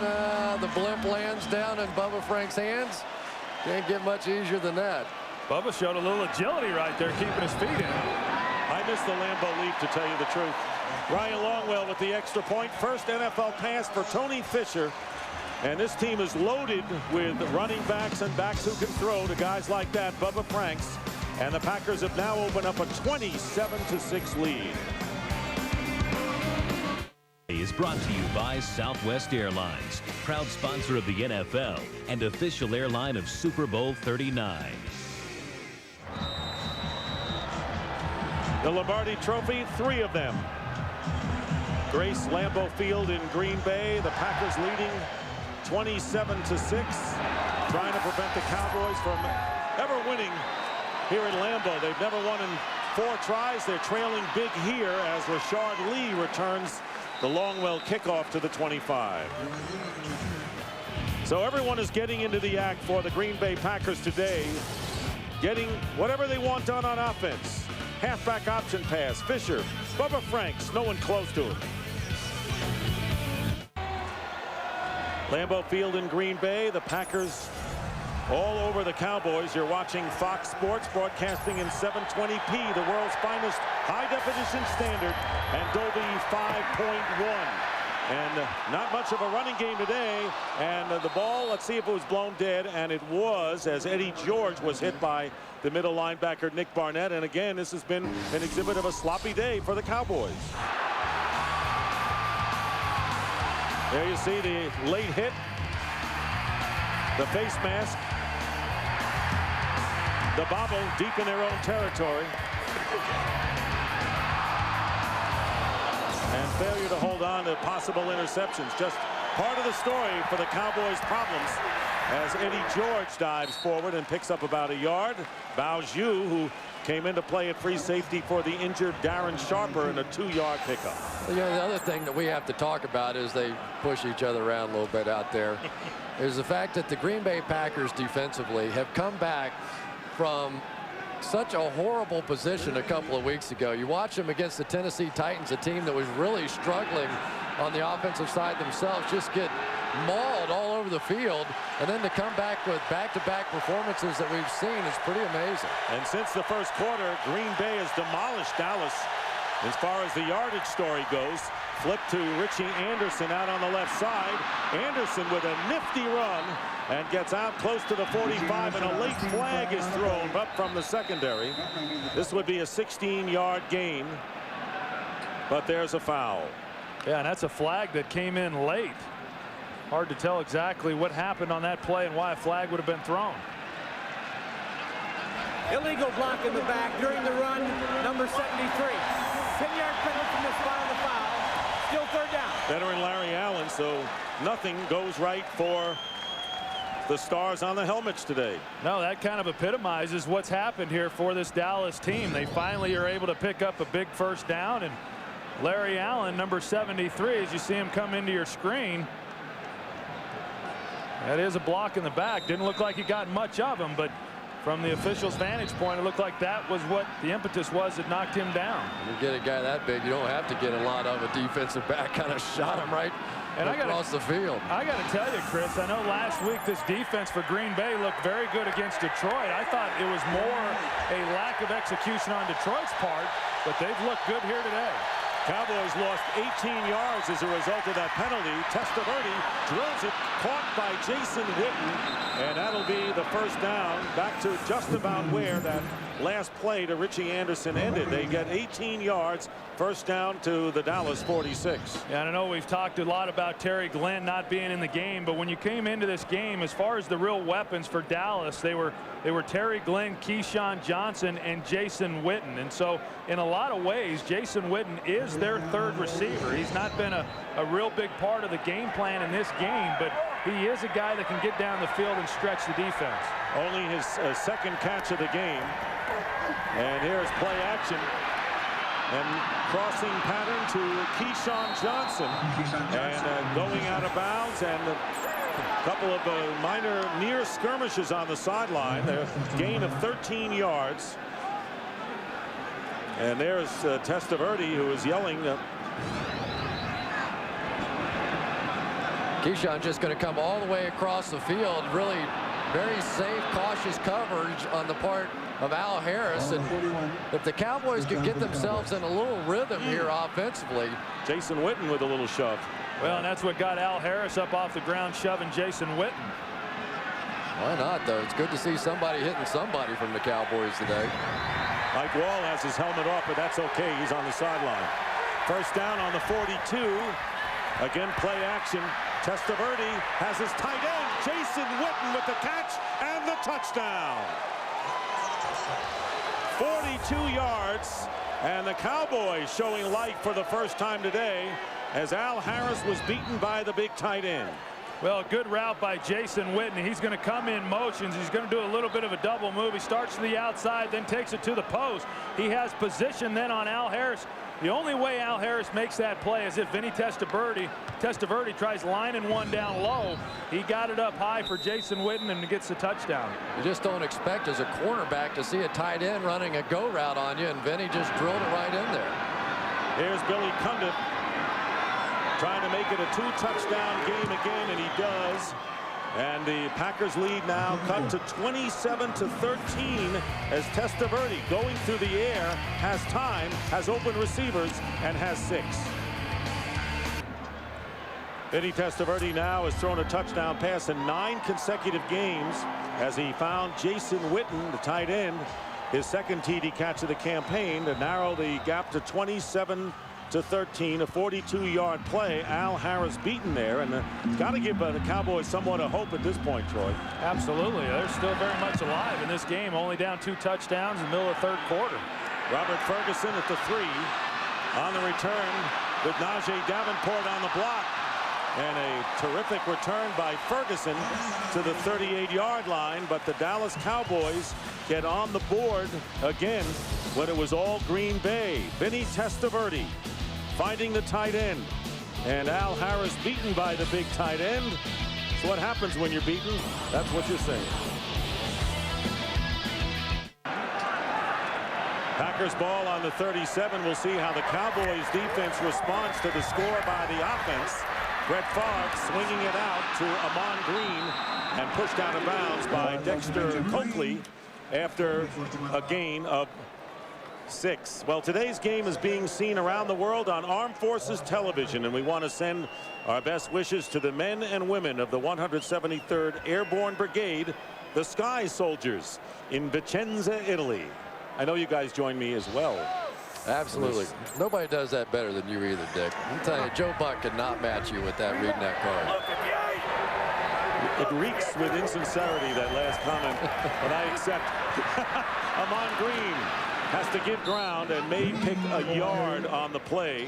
Brady James making the tackle. Well, this is Kelly Lazinski, who is a Packers cheerleader from the University of Wisconsin at Green Bay. And her dad is in Iraq. And she's very proud of what he is doing for our country over in Iraq. Yeah, those guys are just so amazing. And if any of them have gotten a chance to break away and watch some football today, we say God bless you and thank you for all you do. 3rd down and 3 out of the shotgun from the 44. Brett Favre has time. Pass to Ferguson. Ferguson will have the first down. That would have been a very big 3rd down stop had the Cowboys made it, Troy. Instead, 1st down into Dallas territory. And for a game break, let's check in again with James Brown. Hey, Dick, insincerity from Chris Collinsworth, my old roommate? No. Hey, Troy Aikman's old teammate. You'd have to dust off the film 6 years ago to see Deion Sanders move forward, though. Interception return for a touchdown, a 48-yarder. He had 2 picks today. Baltimore victorious 20-6. Back to Dick, Troy, Chris, and Pam. I meant it with all the respect in the world there, Dick. I know you know that, right? I do. I kid you, but I do. Tony Fisher, not much. You know, I was waiting for a little more special dance from Dion. He had talked about how he had worked one up if he'd ever gotten back into the end zone. That would look like old times right there, that move. I've seen that one a few times. Go back to Arthur Murray, who's a little out of practice. You know, he had been out of action, and when you're on a pregame show on another network, you don't have a chance to strut your stuff that much. So he did plenty of strutting on that show. Believe me. There was no shortage of strutting on that show. Strutting's never been Dion's God. As we delve into another topic, 2nd down and 8 at the 46-yard line of the Cowboys. Screen pass to Amon Green, and the Cowboys make a play, and they snuff out what could have been a bigger gain, only 2 yards thanks to Dexter Coakley, and it'll be 3rd down for the Packers on the 44. I know this is a screen pass here, but I think that the fact that the Cowboys have gotten quite a few sacks this year have been a direct result of the fact that they've been bringing pressure and bringing the blitz. And when you see just this 4-man pass rush for the Dallas Cowboys trying to get pressure, it just doesn't exist. So the problem in the secondary, the problem with coverage now exposes the weakness on the defensive line. It all feeds hand in hand. And Brett Favre has sure spread it around to 10 different receivers in this game. And there's the slant caught, and that's Javon Walker. He has caught everything thrown his way today. It'll be a 1st down with Tyrone Williams, his former teammate, all over his back. Yeah, and if you watch the tackle that Tyrone makes on Javon Walker, he has him stopped. But when he makes the tackle and pulls him back, that's when he picks up the 1st down. If he had been able to make the tackle and drive him forward, he would not have been able to get enough yards to pick up that 1st down. And I don't know why time after time they allow those guys to get off inside on the slants without getting a hand on it. Pitches to Najee Davenport, and Davenport works his way, and Troy talked about how big he is, getting an extra couple of yards to the 33, and it was that win on the stop, 3-yard gain. Well, and I think today when the game ends, and if Green Bay goes on to win this game, and you look at one of the main reasons as to why they were able to do that, right now the Green Bay Packers are converting 82% on 3rd down. They are 9 of 11 on 3rd down attempts, and as we've just seen, not all of those have been 3rd and short. 3rd and medium, and even some 3rd and longs they've been able to convert. That's what's kept drives alive, and that's why they've scored. And they came into the game 3rd in 3rd down conversions, and here's the pass to Donald Driver, and it's a touchdown for Driver. 2 Cowboys had a shot at him, and particularly Terrence Newman, last week's target, 33 yards, and the Packers are elated. You think Mike Sherman's having any fun out there? A lot more than Terrence Newman is. Watch what happens to the pass rush on this play action. The linebackers suck up. It gives Donald Driver all the time in the world to work all the way across the field. When Brett Favre can stand back there for 4 and 5 seconds, Terrence Newman, Deion Sanders, Lester Hayes, I don't care who it is, he's going to throw touchdown passes. Right now, the defense of the Cowboys is just getting ripped apart.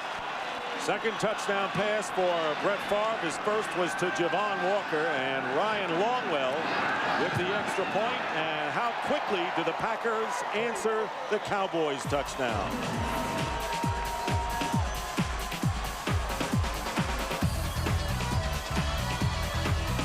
(34-13). There is all joy in Packerland today as Brett Favre with his 2nd touchdown pass of the game, giving the Packers a 34-13 lead, quickly answering the Dallas score. The Packers, meanwhile, have yet to punt today. It's been a lonely day for Brian Barker.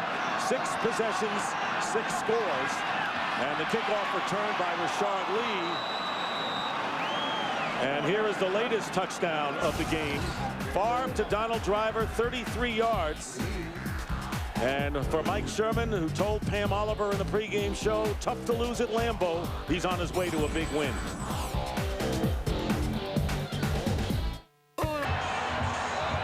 Mike Sherman's Packers have scored every time they've had the ball today, with 3:11 remaining in the 3rd quarter, 34-13. 1st down at the 28 for the Cowboys. Flip to Richie Anderson. First down for Anderson down the sideline and shoved out of bounds by Bao Zhu, not before he picks up 27 on the play. Richie Anderson had the big touchdown run a week ago, and they just simply outflank him here. Keyshawn Johnson with a nice block in front, nice hold as well. And Richie Anderson busts out of there. You just don't see many explosive plays out of the running game for the Dallas Cowboys. And I tell you, I have to think back to draft day when they passed on Steven Jackson. You watch him now playing with the Rams. I think that kid is going to be a superstar player and could have been their back of the future, and they took a pass. Well, and we don't know yet about Julius Jones. He's been injured all of this season. The jury's still out on him and whether or not that was a good pick. First down, and Testaverde going deep, trying to get it to Anderson, and it's broken up by Nick Barnett. And right now, let's send it out to Los Angeles. James Brown with some news on NASCAR. Hey, Dick, and it indeed is a serious news story out of NASCAR. A plane carrying members of the Hendrick Motorsports organization lost contact with the Federal Aviation Administration on its way to a NASCAR race earlier today, and a search is now underway. NASCAR spokesperson Jim Hunter says the National Transportation Safety Board is investigating to see what might have happened. Now, NASCAR officials have spoken with team owner Rick Hendrick, but there are no details about who was on the plane. As soon as we get more details, we'll get them to you. Back to you, Dick. Thank you, JB, and our thoughts and prayers are with NASCAR.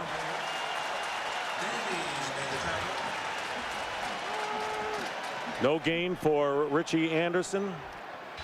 Boy, how tragic is that? You know, I mean, that's a sport where transportation and flying from event to event is such a big part of it, and they've had their fair share of it in the past as well.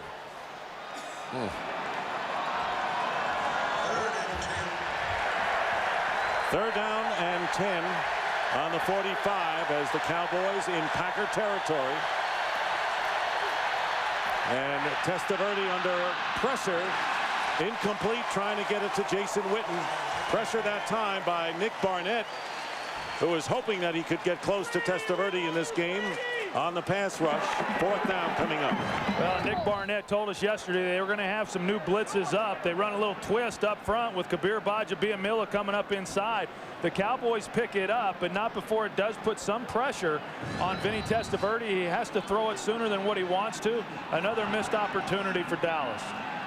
Matt McBriar will punt. Antonio Chapman back deep for the Packers. And Packers coming in looking to block that one, and the fair catch called for by Chapman at the 9-yard line.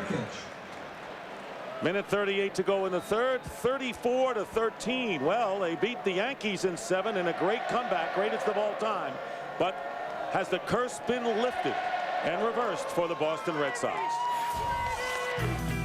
I put a spell on you because you're mine.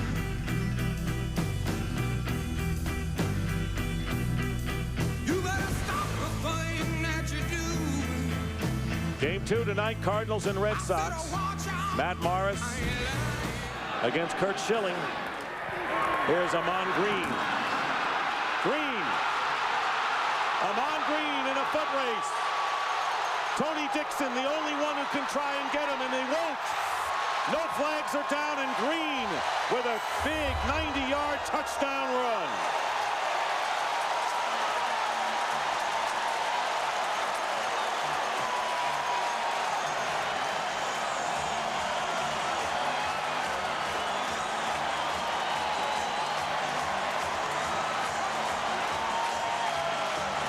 Second touchdown of the game for Green, and if the Packers ever wanted to burst out after losing 3 in a row at Lambeau, they've done it today, Troy.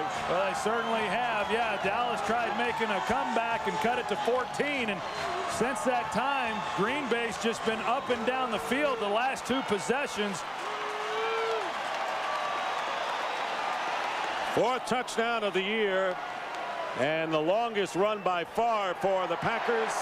And the Longwell adds the exclamation point, and the Packers lead it now 41 to 13, their biggest point output of the season. Well, watch Bubba Franks. He's the one who makes this happen. He comes out on Dexter Coakley. He gets the block. You got Gray Rugemer, the center, coming out.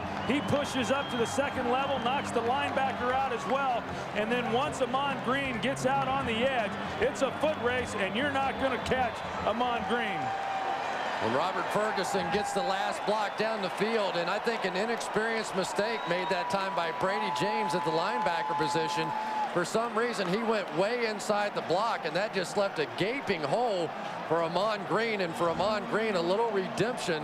You go all the way back to that game against the Chicago Bears and the fumble that really cost them that game. And all of a sudden, this team appears to have it completely turned around. Well, what a great job by this Green Bay Packer offensive line. We talk about how solid they are, how athletic they are. Gray Rugemer, their center. We spoke earlier about how he's come in and replaced Mike Flanagan at center. He has continually gotten better. A key block there, and Amon Green was off and running. And Amon Green breaks Jim Taylor's record with his 27th 100-yard gain. And that's with a sore Achilles tendon, huh?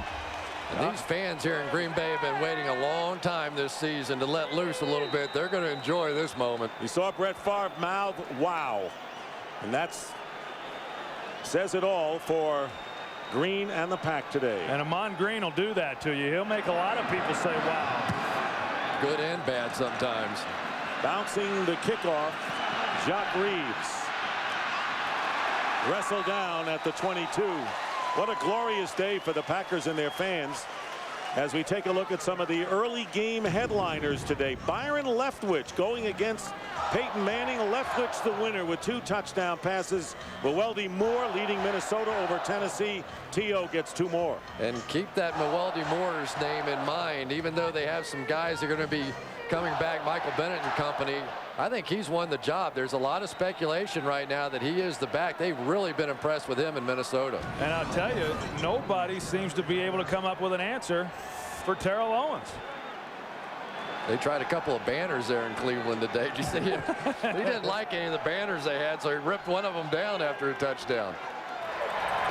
Hand off to Eddie George, and the Packers, an inspired team right now on both sides of the ball as we check in again with Pam. All right, Dick, teammates say that perception isn't always the reality when it comes to Keyshawn Johnson, but after the Cowboys came off the field on their last possession, Keyshawn's frustrations began to spill over, I should say. He targeted Sean Payton with a verbal assault. Payton did not return any words, and eventually Keyshawn just had to walk away.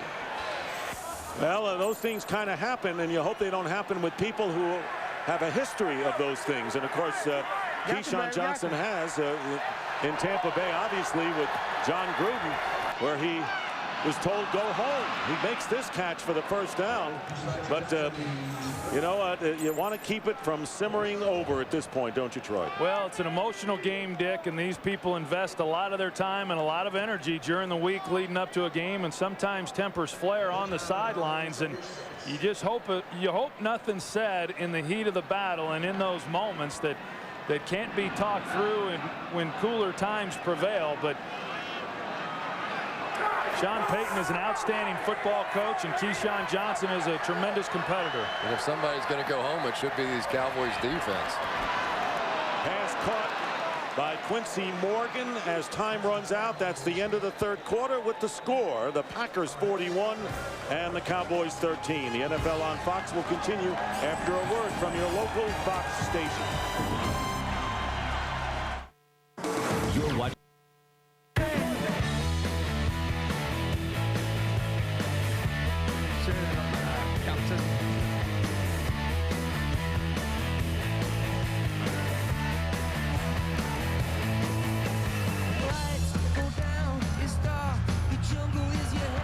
And we start the fourth quarter with the Packers in front of the Cowboys, and Eddie George diving toward midfield. Dick Stockton along with Troy Aikman, Chris Collinsworth, and Pam Oliver as the Packers try to inch closer to the 500 mark. And for Dallas, they're trying to avoid their 4th loss in 6 games. I think it's fair to say that Tom Rosley has called his last play of the season. I think Mike Sherman now is the full-time play caller. Amazing. It kind of reminds you a little bit when Jim Fossil made the guarantee and started calling the plays and the Giants went on to the Super Bowl that year. It's unbelievable how a little thing can change the momentum of a season. And I think Mike Sherman, the speech he gave before last week's game against the Lions, when he kind of got a little personal in a positive way with a lot of these players and said, you know, I remember back when you did this and you did this, and I know you can do it again. And he had such faith in this football team, and it certainly has been rewarded here in the last couple of weeks. Remember, Fossil got fired the season later, though. and Sean Payton was his offensive coordinator at the time. Prior to the snap, false start on the offense, number 27. 5-yard penalty, still first down. We don't know exactly what Mike Sherman said, but Pam Oliver on her piece on the Green Bay Packers in our pregame show, talking to players, got the feeling that the word love was used there, and something that Mike Sherman hasn't always expressed to the Green Bay players. And while no one really knew what Mike Sherman said, I thought in Pam's piece we got a sense of how deep Mike Sherman went in talking to his club before last week. Well, there's no doubt that in that conversation that he had with them, that he was able to reach a lot of people that he probably had not been able to reach before. And I think he showed them some emotion that they didn't know that he necessarily had. And there is no question that this Green Bay Packer team in the history of this storied franchise is extremely important to Mike Sherman. Cowboys timeout early in the fourth.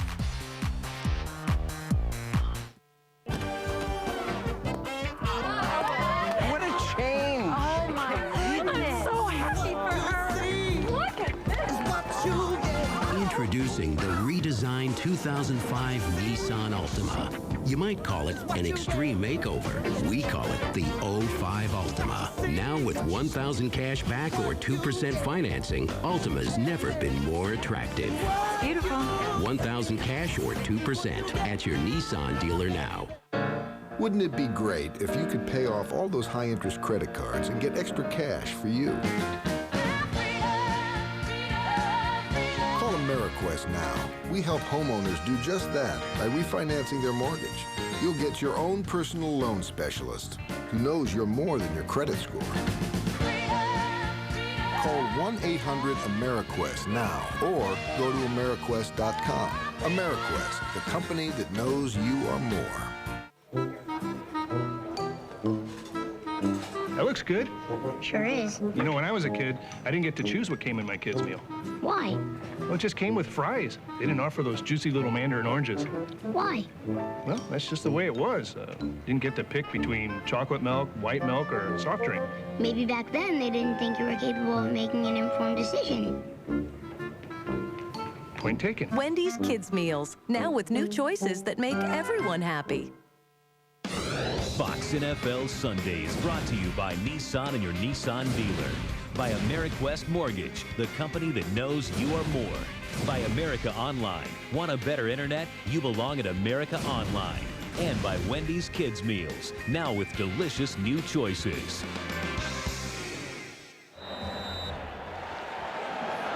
Well, that's a bobblehead doll you won't be able to put on your dashboard. That's $18,000 bobblehead doll. I heard it sold, though. I heard Mike Stevepak purchased it over the weekend. For cash. First down. Testaverde caught by Witten. Shy of midfield. Won't get much out of it, though. Only 5 yards on the play. And Troy, you touched on it earlier. You know, as far as the Packers are concerned, last week was it the fact that the Lions really didn't show, or do the Packers indicate they're ready to turn it around? And I think this game proves which way we're talking about. I agree, Dick. I'll be honest with you. Watching that Lions game last week, I really didn't think that the Packers looked any better than what they had in previous games. Even though statistically, and they won the game, statistically it looked dominant, I thought it was more a result of the opponent, but they have played great here today. So they may be on their way to challenge Minnesota. Second down and 10, and the pass caught by Jason Witten short of the first down by 1.5 yards.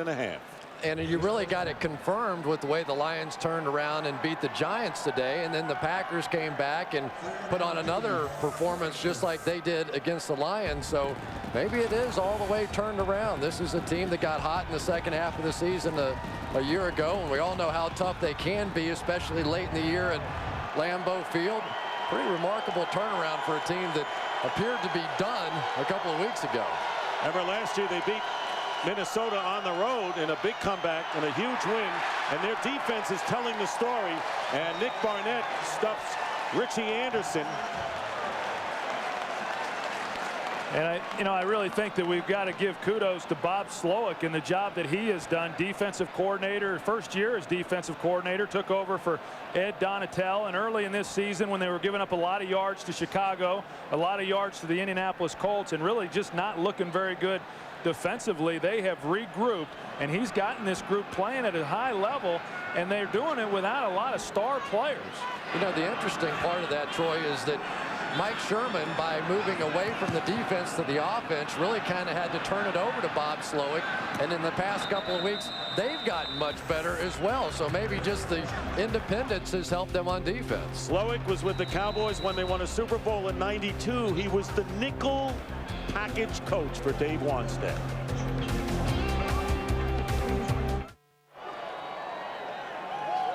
Chris Collinsworth checking the moon out. See anything interesting? Just looking for the Sea of Tranquility up there. Grew up next to Cape Kennedy and watched them shoot off rockets in my backyard. Moving, isn't it, Troy?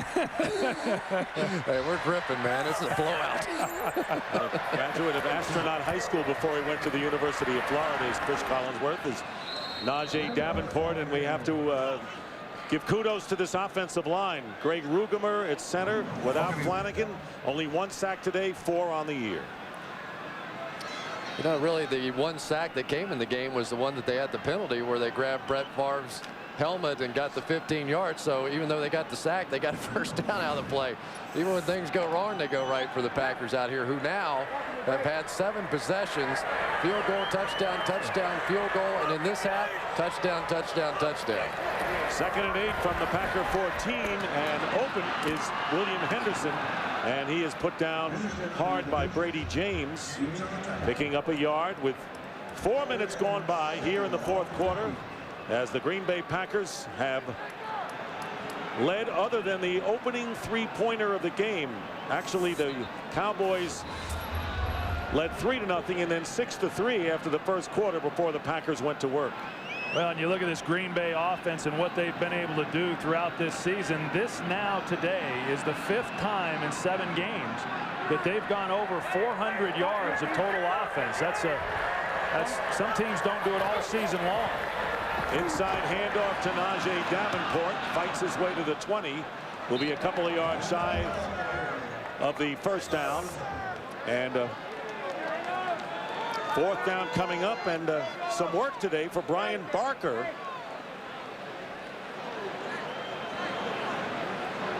First punt for Brian Barker coming up. He could have taken a nap. Well, he's going to have to take a pay cut. Dedrick Ward to return for the Cowboys.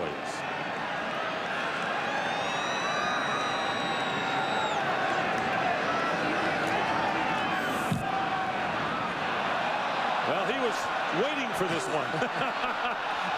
Ward at the 20, flag is down, and he'll step out of bounds. What a great punt, 60 yards for Brian Barker. And we'll give him his money back since he punted that one so well. Yeah. He heard you were going to cut him, and then he said, wait a second, what about this one?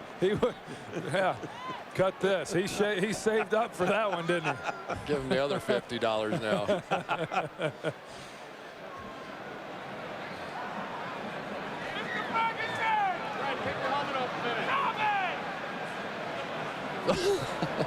Got to put that other hand up there. That's right. One's not enough. Larry Nemmers. It'll go against. During the kick, illegal hands to the face on number 89 of the kicking team. That's a 10-yard penalty. Re-kick. 4th down. All right, Robert Ferguson, and now he's got to do it again after the 60-yarder.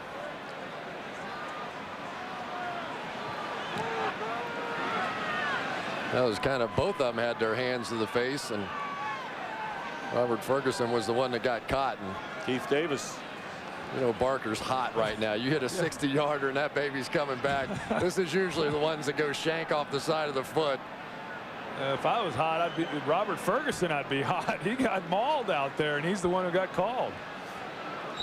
I was just trying to think back on this game, how many blitzes we think we've seen out of the Dallas Cowboys, a team that probably in the past would have blitzed about 50% of the time, and I can really only remember about a handful, maybe 4 or 5. Here's Lance Frazier, and Frazier running it into Packer territory. That was a 40-yard kick, so 20 less. To make it worse, Terry Glenn hasn't played today much. He got hurt early. We'll be back. 9:26 remaining in the game. The Packers lead by 28 points. Cowboys with a first down on the Packer 41. Terry Glenn with a pain in his foot, and Parcells with a pain in other areas. Testaverde. And downfield, the flag is down. Jason Witten, who was covered by Torrance Marshall, and makes the catch, and the penalty flag thrown as well downfield. Yeah, he made the catch. He was in bounds. The penalty's on Torrance Marshall. You're going to see he never gets turned around to play the ball, and that's just a mismatch right there. Not that it's going to affect the outcome of this game. The rule in the field is an incomplete pass, but we have defensive pass interference on number 51. That's a spot foul, automatic first down. Incomplete pass. Wow, I thought that was a catch. Unless that ball rolled out going to the ground, and we really couldn't see it from that view. Correction. The pass was complete. The penalty will be declined for defensive pass interference on 51. Take the result of the play. First down. Yeah, when you have a day like this as a quarterback and a receiver, you at least want to pad your stats a little bit here. Yeah, Larry Nemmer's having a little bit of a tough day today too, isn't he? Yeah, probably go back on the plane with Dallas. First down with nearly 9 minutes remaining on the 17 of the Packers. Not much of a running game today, and can't just blame the big score. The Cowboys were not effective running the ball. They are on this play as Eddie George rumbles for the first down to the 5, picking up 12. And for the game break, here's JB. Hey, Dick, Seattle's offense still sputtering, so it was the defense that picked up the pace here. Take a look at Josh McCown of Arizona's pass, picked off by Ken Lucas. He takes it clearly untouched to pay dirt, 21 yards. Seattle out in front now, 17-16 over Arizona. Back to Dick. All right, JB, and of course the Seahawks trying to regain the NFC West lead with the Rams losing today in a big upset to Miami. It'll be first and goal at the 5-yard line, and Eddie George gets the touchdown. 5-yard touchdown run for Eddie George, and every time Dallas has made a little bit of a run, the Cowboys have answered it in spades. And for George, it almost looks unusual to see the Cowboys running the ball, doesn't it? I mean, it's just been pass, pass, pass all day long, and when you actually see them just run back-to-back running plays and get something going, you start to think, well, maybe that, but it just hasn't been there this year. He's averaged 4 yards in this game, under 3.5 going into this contest. Billy Cundiff with the extra point, and it is now 41-20 with 8:19 to go. Cowboys keep driving, but they have a huge hill to climb.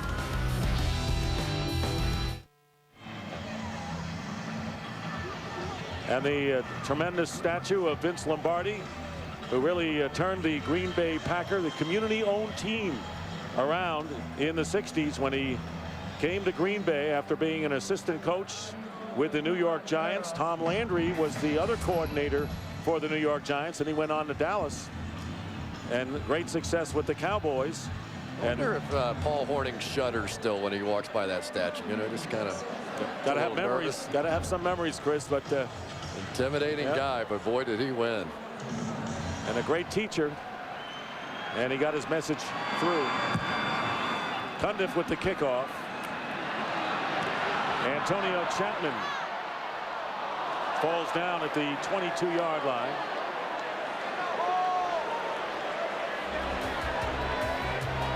Eight minutes, 13 seconds remaining in the fourth.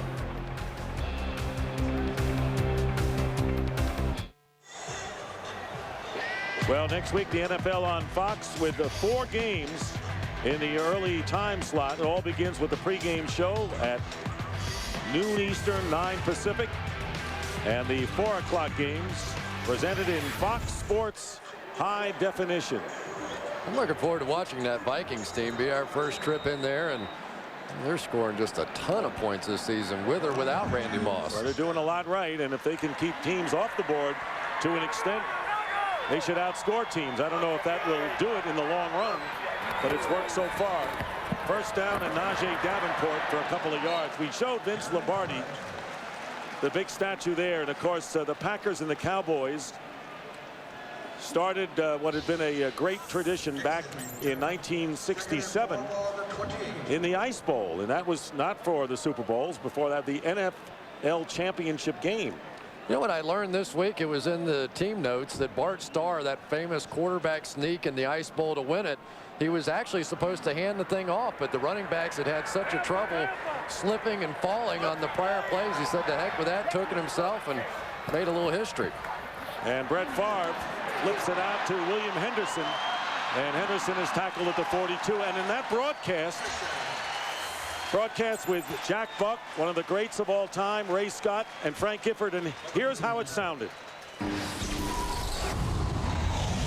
my right is Jack Buck, who calls the plays for the Dallas Cowboys, and you'll be hearing Jack during the second half. Jack, your thoughts here as we're moments away from the kickoff. I think it's very cold, Ray.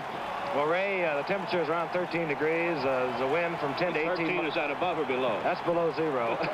And the wind is from about 10 to 18 miles out of the northwest. And it was cold, and this was the touchdown you were talking about. Jerry Kramer blocking for Bart Starr, and the Packers won a great game. It was known as the Ice Bowl, and if you go to the Hall of Fame, like the little kids are doing, they recreate the Ice Bowl. Yes, and touching the players who played in that Ice Bowl, and Jack Buck, of course, the father of Joe Buck, who works with you guys. Great broadcaster Ray Scott, who was a longtime Packer play-by-play announcer, and the legendary Frank Gifford, who starred with the New York Giants. And what a great job. Right there.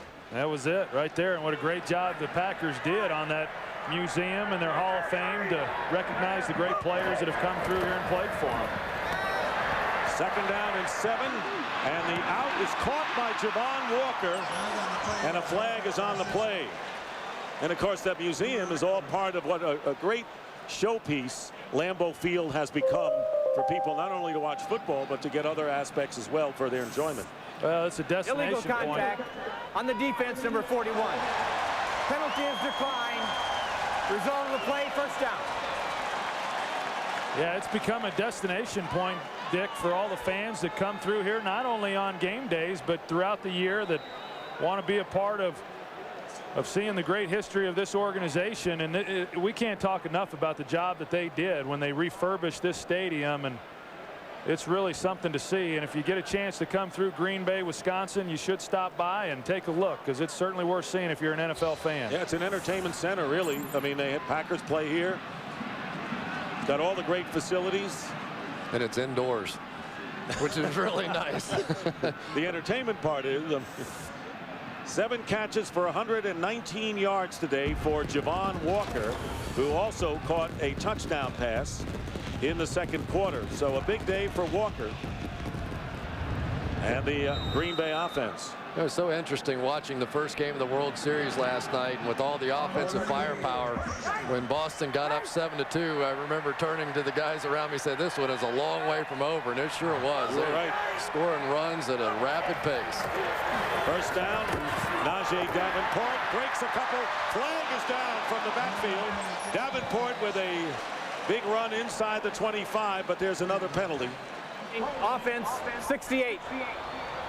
10-yard penalty.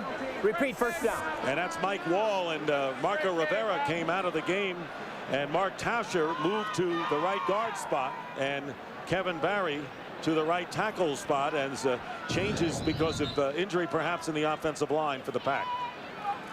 Mike Wall's going to pull out and do a nice little form tackle right there to pick up the penalty. And for Mike Wall, still hard to believe that he used to be a wide receiver when he was at the Naval Academy, and literally put on like 80 pounds to become a guard and put some tattoos on his arms and I was out pulling and tackling guys on the play.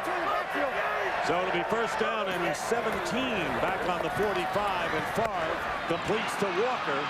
And Walker is dropped at the 36, picking up 9 yards, under 5 minutes remaining in the fourth.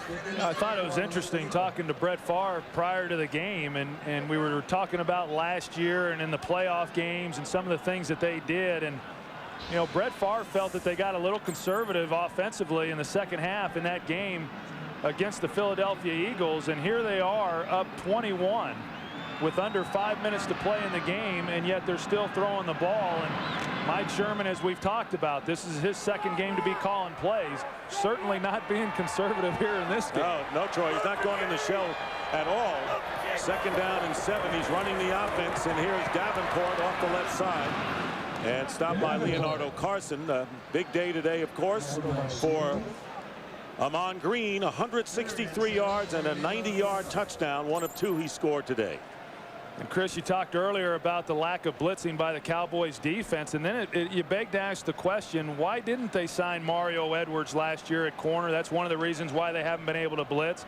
And then the pickup of Marcellus Wiley, who was supposed to be able to provide a lot more pass rush, and he certainly hasn't been able to do that. A lot of moves that they made this past offseason certainly come into question. Only 3 blitzes for the Cowboys all day. Third down and 7. Favre dropped, and it was Walker. That's the first drop he had, and if you're going to drop one, now's the time. Yeah, it may have been tipped on the play too. It looked like one of the Cowboys ran underneath it. But Troy, I've just got to say that I don't think the Cowboys are talented enough physically to just line up and play, and that's essentially what they've tried to do against the Green Bay Packers today, is just line up, play man on man, win the battles at the line of scrimmage, and they've been whipped almost everywhere. I mean, I've just never seen a game in which you sort of come into the game plan and you say, all right, we're going to try this, and they tried a couple blitzes and got burned, and then just for the rest of the game completely abandoned it and just tried to match up, and they certainly cannot match up with this offensive line from Green Bay. Prior to the ball being snapped, false start on the offense, number 26. 5-yard penalty, still fourth down. So they'll kick it again, and of course it was interesting talking to Bill Parcells, Troy, when he said, you know, we can get to 4-4, and he's got 3 games. He's got this game, of course, today, and he's going down here. Then he's got the Detroit Lions and the Cincinnati Bengals. So he said he would basically be happy being a 500 team at the midway. Well, he spoke so much about getting to 4-4, and the team was 2-3 coming into this game. So then you say, well, you know, what game are you planning on losing? Maybe this was that game. I don't know. Maybe he knew something we didn't. And the Packers trying to down it at the 1, and they do. Joey Thomas makes a big play at the 1, and it shows that the Packers still playing perhaps like it's a 0-0 game. Keeping his balance and staying in play. Well, Bill Parcells, after the quick start last year, remember 5-1 after the first 6 games. And then since then, they are 7-9, and you can see the output drop and the turnover differential big time. And this is Parcells' first time he's faced the Packers since Green Bay won that Super Bowl when he was head coach of the Patriots in Super Bowl 31. Testaverde completing to Quincy Morgan, and good for 8 yards. You know, and I think the Cowboys right now have to take a long look at what they're doing on offense as well, because if you're going to be a team that is not going to be explosive and get turnovers on the defensive side, they may have to reel it back in a little bit offensively too. I know the running game hasn't been much to speak of, but you do have Flozell Adams, you have Larry Allen over on that left side. They have to establish something running the football to set up their passing game, and right now they have nothing. Here's Jason Witten. Good move by the tight end as he gets the first down out to the 15-yard line. But defensively, the Dallas Cowboys nowhere to be seen this afternoon. No, they haven't, and they're just a team that really is playing without an identity. You know, and that's basically what we've said throughout this game. You just don't know exactly what it is that they feel that they can hang their hat on. Last year, it certainly was their defensive play. but this year that hasn't happened. Offensively, they've been relatively inconsistent, and it seems to change from one game to the next as far as what they do best. They do move the ball. Testaverde over 300 yards, and this one thrown away. Flag coming down on the near sideline. 2 seconds away from the 2-minute warning. Holding, defense number 28. 5-yard penalty, automatic first down. That's the rookie Ahmad Carroll holding, and there you see Quincy Morgan limping as he comes off. Newcomer from the Cleveland Browns. Maybe the Cleveland Browns knew something about Quincy Morgan's hamstrings that the Cowboys didn't know. Well, he has gone from bad to worse. They've already lost Terry Glenn with a foot injury, and the guy they picked up, Quincy Morgan, he looks like he's out there kind of down to Keyshawn Johnson, Jason Witten, and a couple of prayers. First down at the 19. Testaverde. Witten makes the grab, tackled by Joey Thomas. 2-minute warning. We'll be right back to Lambeau after this.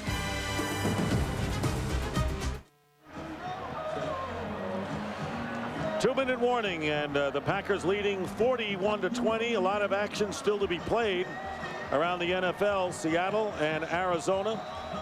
Oakland and New Orleans going at it. We'll try to get you to one of those games after this one is history.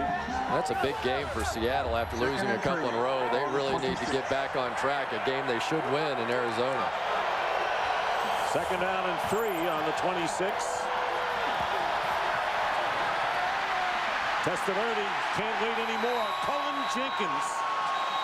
And that is the second sack of the day for the Packers defense. And they were able to finally get some pressure on a quarterback, only rushing 4 guys. Cullen Jenkins collapsed in the pocket, doing a good job of getting in there. Of course, Vinny Testaverde waiting on a receiver to get open. A good job up front defensively by Green Bay. Second down. Really pretty good protection on the play. You can't ask for much more time than this. And for Vinny, they're just nowhere to go. Everybody triple covered. The receivers kind of giving up on the play. And then he said, why am I driving myself crazy? And a right ankle injury is the story on Marco Rivera. And that would be a huge loss if they lose him on the offensive line. They've already lost Flanagan. The line has played good despite that. And now you lose Marco Rivera, and that'll really put a crimp in the offense of the Green Bay Packers. You know, I really think this game, from the very beginning, the tone was set by Grady Jackson, who came back and made his first start. Big Grady comes in there, and he was making all the plays as the Cowboys started trying to run the football early in the game. Grady said, I don't think so. Got some decent pressure up front as well, swatted some balls down. He plays well, and he looks good, Troy. He is a good-looking guy. Yes, sir. He can slam dunk a basketball, too. Remember he told us that? I tell you, he's an athletic guy. He is. So we'll give a game ball to Grady, if that's what you'd like. Antonio Chapman. Yeah, thanks, Chris. We'll give him the game ball. Look at him. Back in action after getting hurt first week of the season. And the question is that the Green Bay Packers, who beat a weak Detroit team, although the Lions beat the Giants today, who were 4-1, have the Packers turned it around? And the question is, are they ready to make a bid on the Vikings? Well, I think you got to feel pretty good about it. I mean, right now they come into this game 2-4. They win this game, they're 3-4, and then of course they go to Washington and have the Redskins, and then they have a bye week, so that helps them. And then they got a big game against the Vikings at home. But you know, for a team that was in such disarray not too long ago, I mean, they have done the right things and appear to be a team that can definitely get right back in the hunt. And the Green Bay Packers, of course, the Dallas Cowboys now will be trailing. They'll go now to 2-4 on the season. And it's going to be a long haul for Bill Parcells' club.